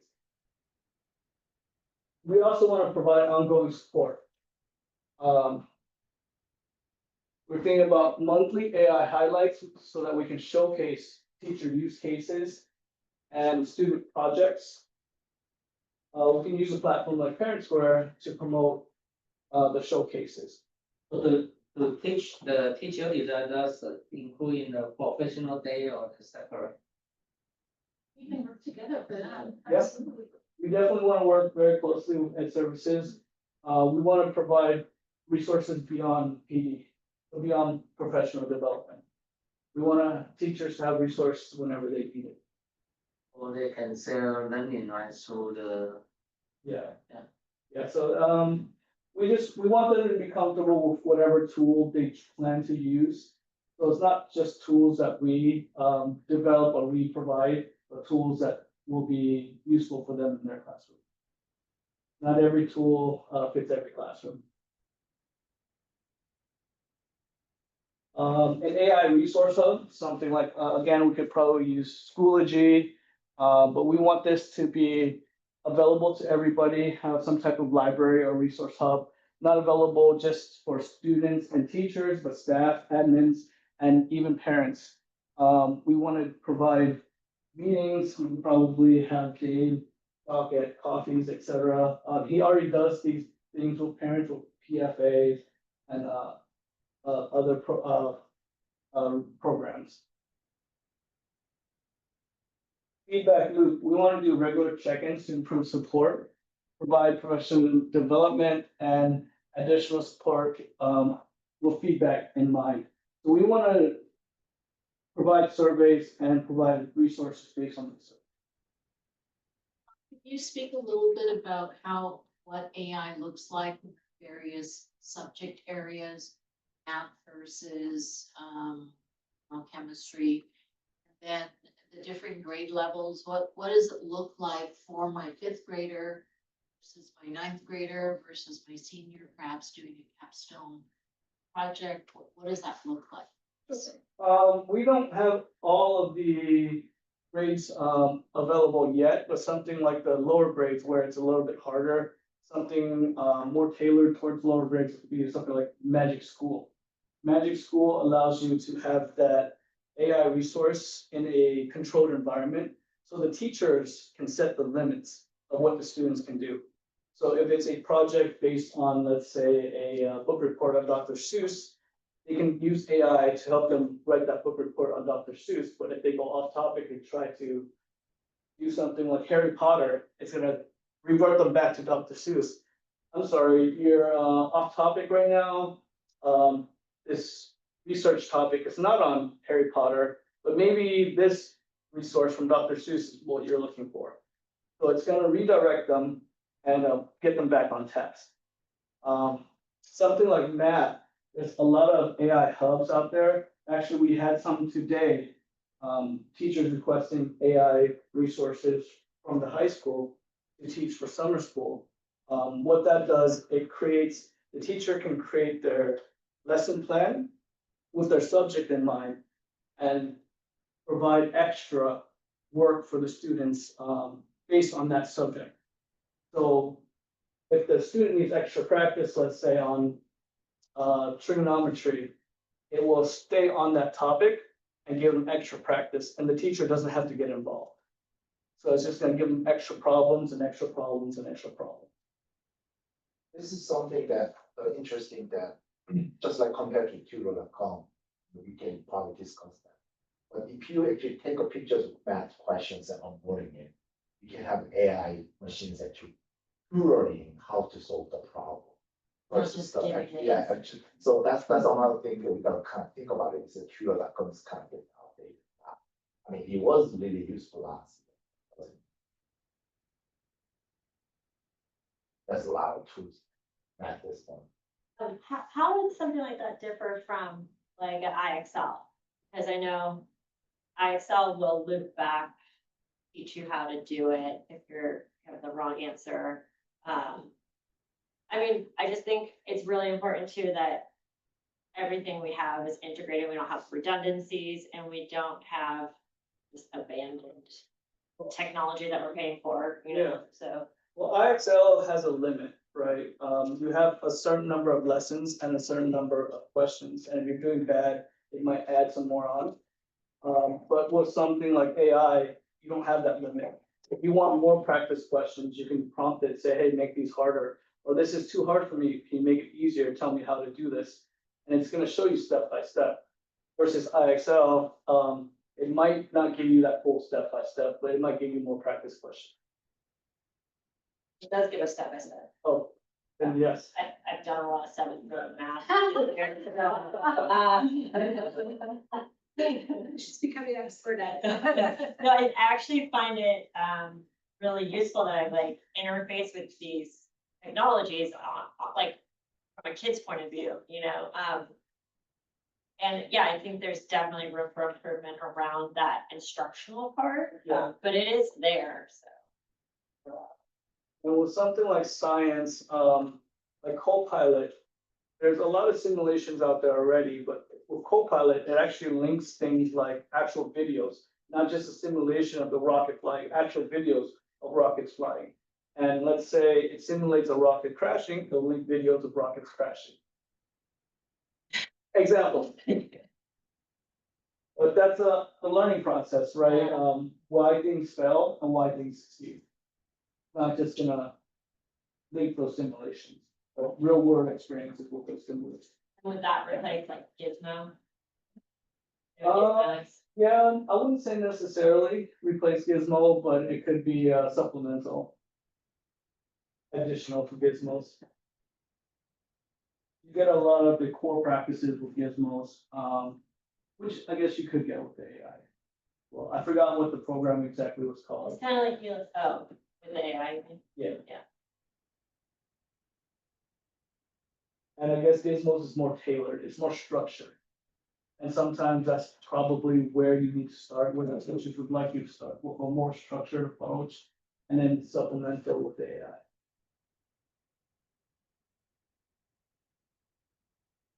And then lastly, credentialing. Maybe we can offer some type of certification program for AI integration. extra exercises and practices for students who want a little bit more extra practice. And none of this will work without the equity, the ethics, and the guardrails. So we want to build clear policies and guidelines for AI and student use. Again, LACO has a great guideline that we've been using, but there's so much more out there. Critical thinking, lessons on bias, misinformation, and honesty. If teachers, parents, and students understand this better, then they'd be a lot more comfortable in using it. We want AI to be more of a partner and less of a threat. Equal access, we want to ensure AI tools that are available to all, but we want to ensure that they are safe and responsible to use. Those programs out there like DeepSeek that might not be safe, we don't want students to be able to use that, but we want to provide tools that are safe for students to use. Implementation timeline. This summer, we have started rolling out invitations for our AI task force. We want to do a district-wide PD, probably closer to the fall. Just get that buy-in from everybody. And fall, we want to introduce our AI task force. Collaboration with different classrooms and departments, and we want to have those pilot rooms and those coaches that we can build on. Spring showcase, this is where we showcase projects and hopefully get closer to adopting programs that we can use site-wide, department levels, or even grade levels. When do we, pass like a resolution or implement like policies, like actually memorial hours? So I foresee that happening after the AI task force comes to the Board of Education to report their progress findings and recommendations. They would be submitting to the Board of Education their recommendations on an AI policy and a user agreement. Amongst others. I wanted to showcase this real quick. This is a whole website built with AI. We gave them our prompt and it built us a whole website with our vision, our mission, and our key pillars of the plan with AI literacy in mind, ethical use and responsible AI usage, and meeting a need from the classroom to the district. It built us an action plan. And again, this is ever growing. So every day this can change. All we got to do is just give it a little bit. It'll change whenever we need it. We find new tools, it'll add those tools in there. So our phased approach, it threw that in there. Phase 1, phase 2. It even gave us a timeline of how many days. This is all preliminary, so it's not nothing's finalized. So finalize and adopt an AI acceptable use agreement or an addendum to our acceptable use agreement. And they even gave us focus areas for curriculum and frameworks. Ethical and societal implications. What are some of the implications that this AI task force can bring to our district? Misinformation is one of them. Digital citizenship and practical and responsible use. It gave us some practical skills and applications, something like having clear principles. Suggested grade level adoptions, starting from the basics, TK through 5th grade, focus on AI awareness and digital citizenship is one of the key pillars for suggestions. Professional development suggestions for teachers. And it gave us all of this in maybe like a few days. So typically something like this would take us weeks, maybe even months to build. It gave this to us in a few days. Communication and community engagement. It even gave us tips on engaging the community and the teachers and staff. And even gave us mechanisms for feedback, surveys, etc. Even gave us a whole section because we wanted to focus on the ethical use and responsible use of AI. So it gave us guiding principles on equity and access for all, student data privacy and security, transparency and accountability, and very important, human oversight. Some concerns, it gave us concerns that we might want to address. Having clear policies and expectations addresses a lot of those concerns, and providing training on academic integrity. Even gave us suggestions on updating our acceptable use agreement. Gave us a few suggestions on do's and don'ts for students and staff. Things like don't submit AI generated work without proper attribution. So cite your stuff even though you got it from AI. For staff, don't use AI tools that have not been properly vetted for privacy and security. So we want to be able to build those resources so we have tools that are vetted for privacy and security. It gave us a list of AI tools that we kind of threw in there, and these have all been vetted, like ChatGPT, Notebook LM, Manus. We would have to work on policies for students because a lot of these programs now require students to be 18 or over to use, like Notebook LM. So this was done using Manus, a lot of different programs out there. It gave us resources for sites we can use as well. Like Khan Academy, they provide Khanmigo. It's their AI portion for Khan Academy. Lovable.dev. This site allows us to create any app without knowing how to program.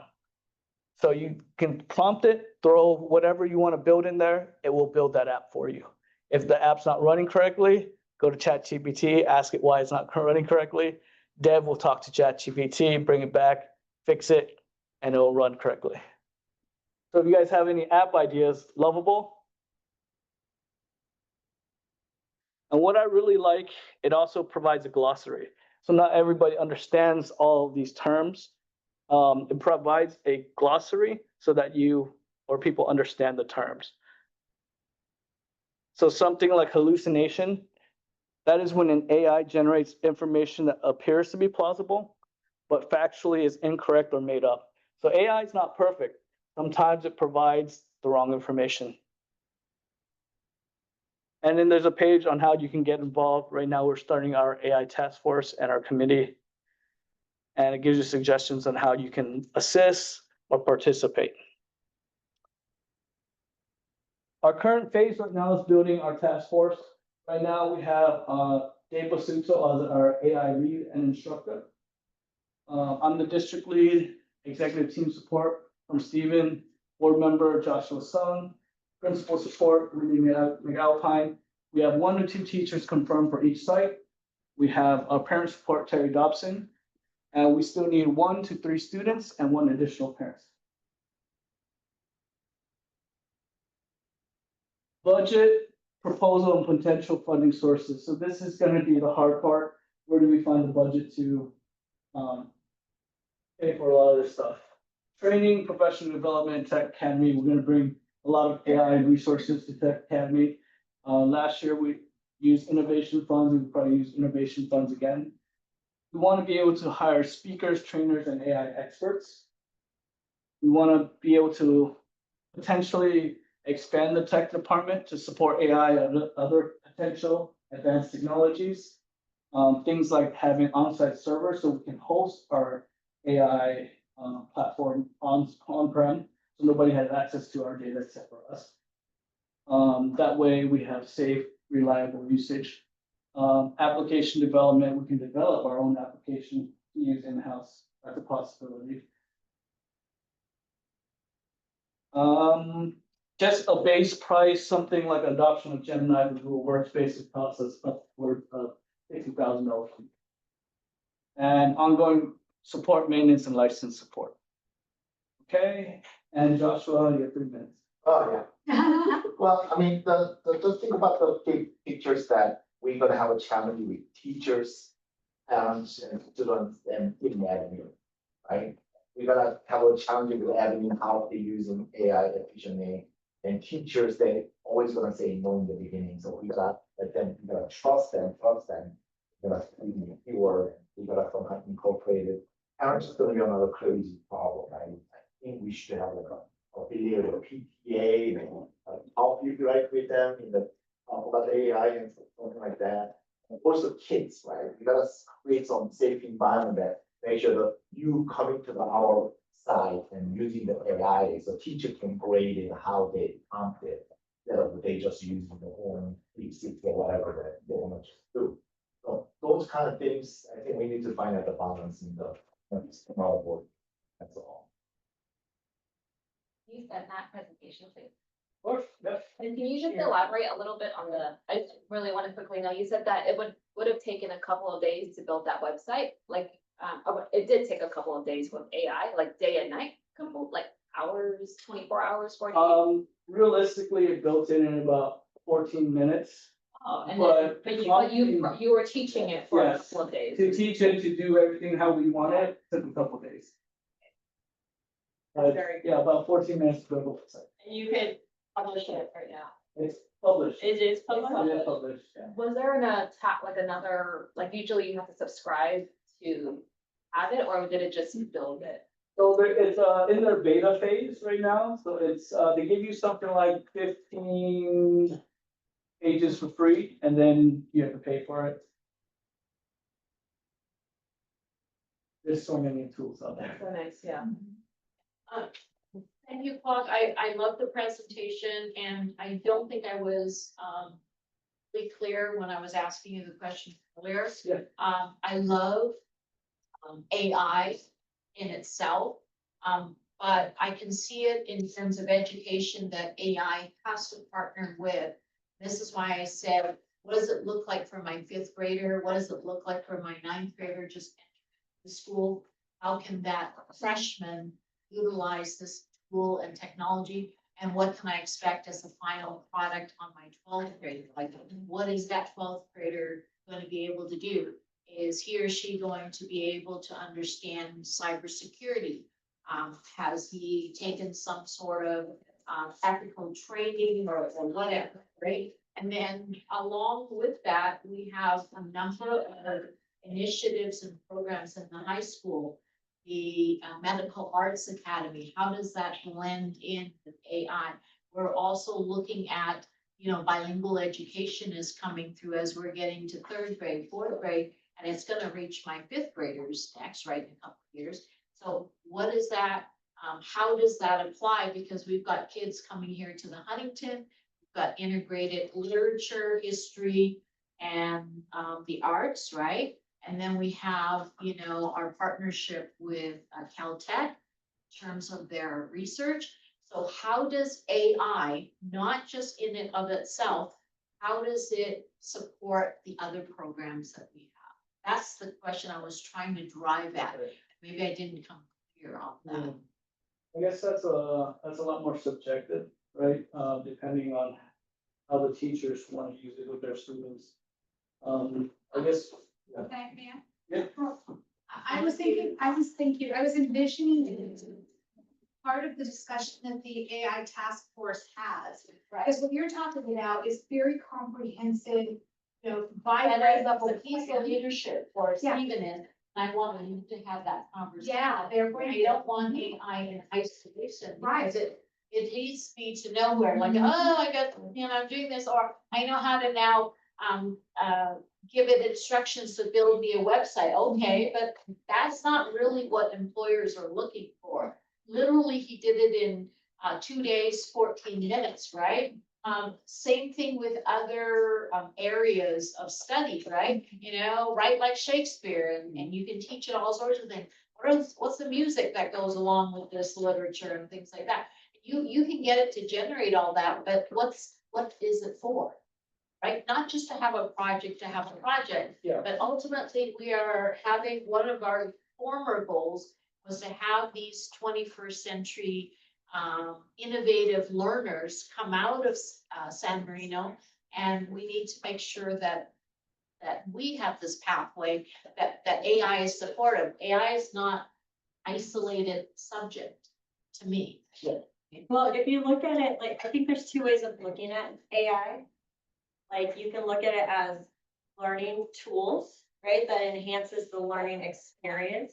Or I think what you're talking about is having measurable goals of how age level appropriateness or like developmentally appropriate. Yeah, no, I want it integrated Yeah. because it doesn't, just taking a single course, just like medical arts, you just take terminology, that doesn't do anything. Not really, but it is the integration of all of the different studies, in healthcare, in illnesses and all of that, that gives it the robust and then the pathway for the kids. That's all I'm saying. Great presentation. I think that's probably the whole purpose of this task force, right? To create, to get input from everybody on how we can integrate this and not just use. Dig in a bit deeper than we could, like at the surface level today, right? Yeah. This is a great overview though, thank you. And I think that the work with and services is gonna be really important. Yes. So, I would like to include TOSAs as well, but it's hard because they're off for the summer, Yeah, but we're looking. but I'm happy to join.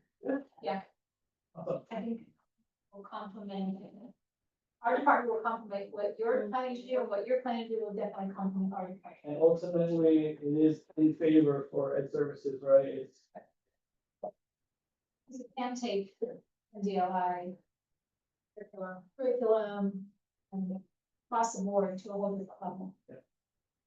Maybe I'll- I understand it kind of left, but AI is changing everyone. It is changing everyone, so.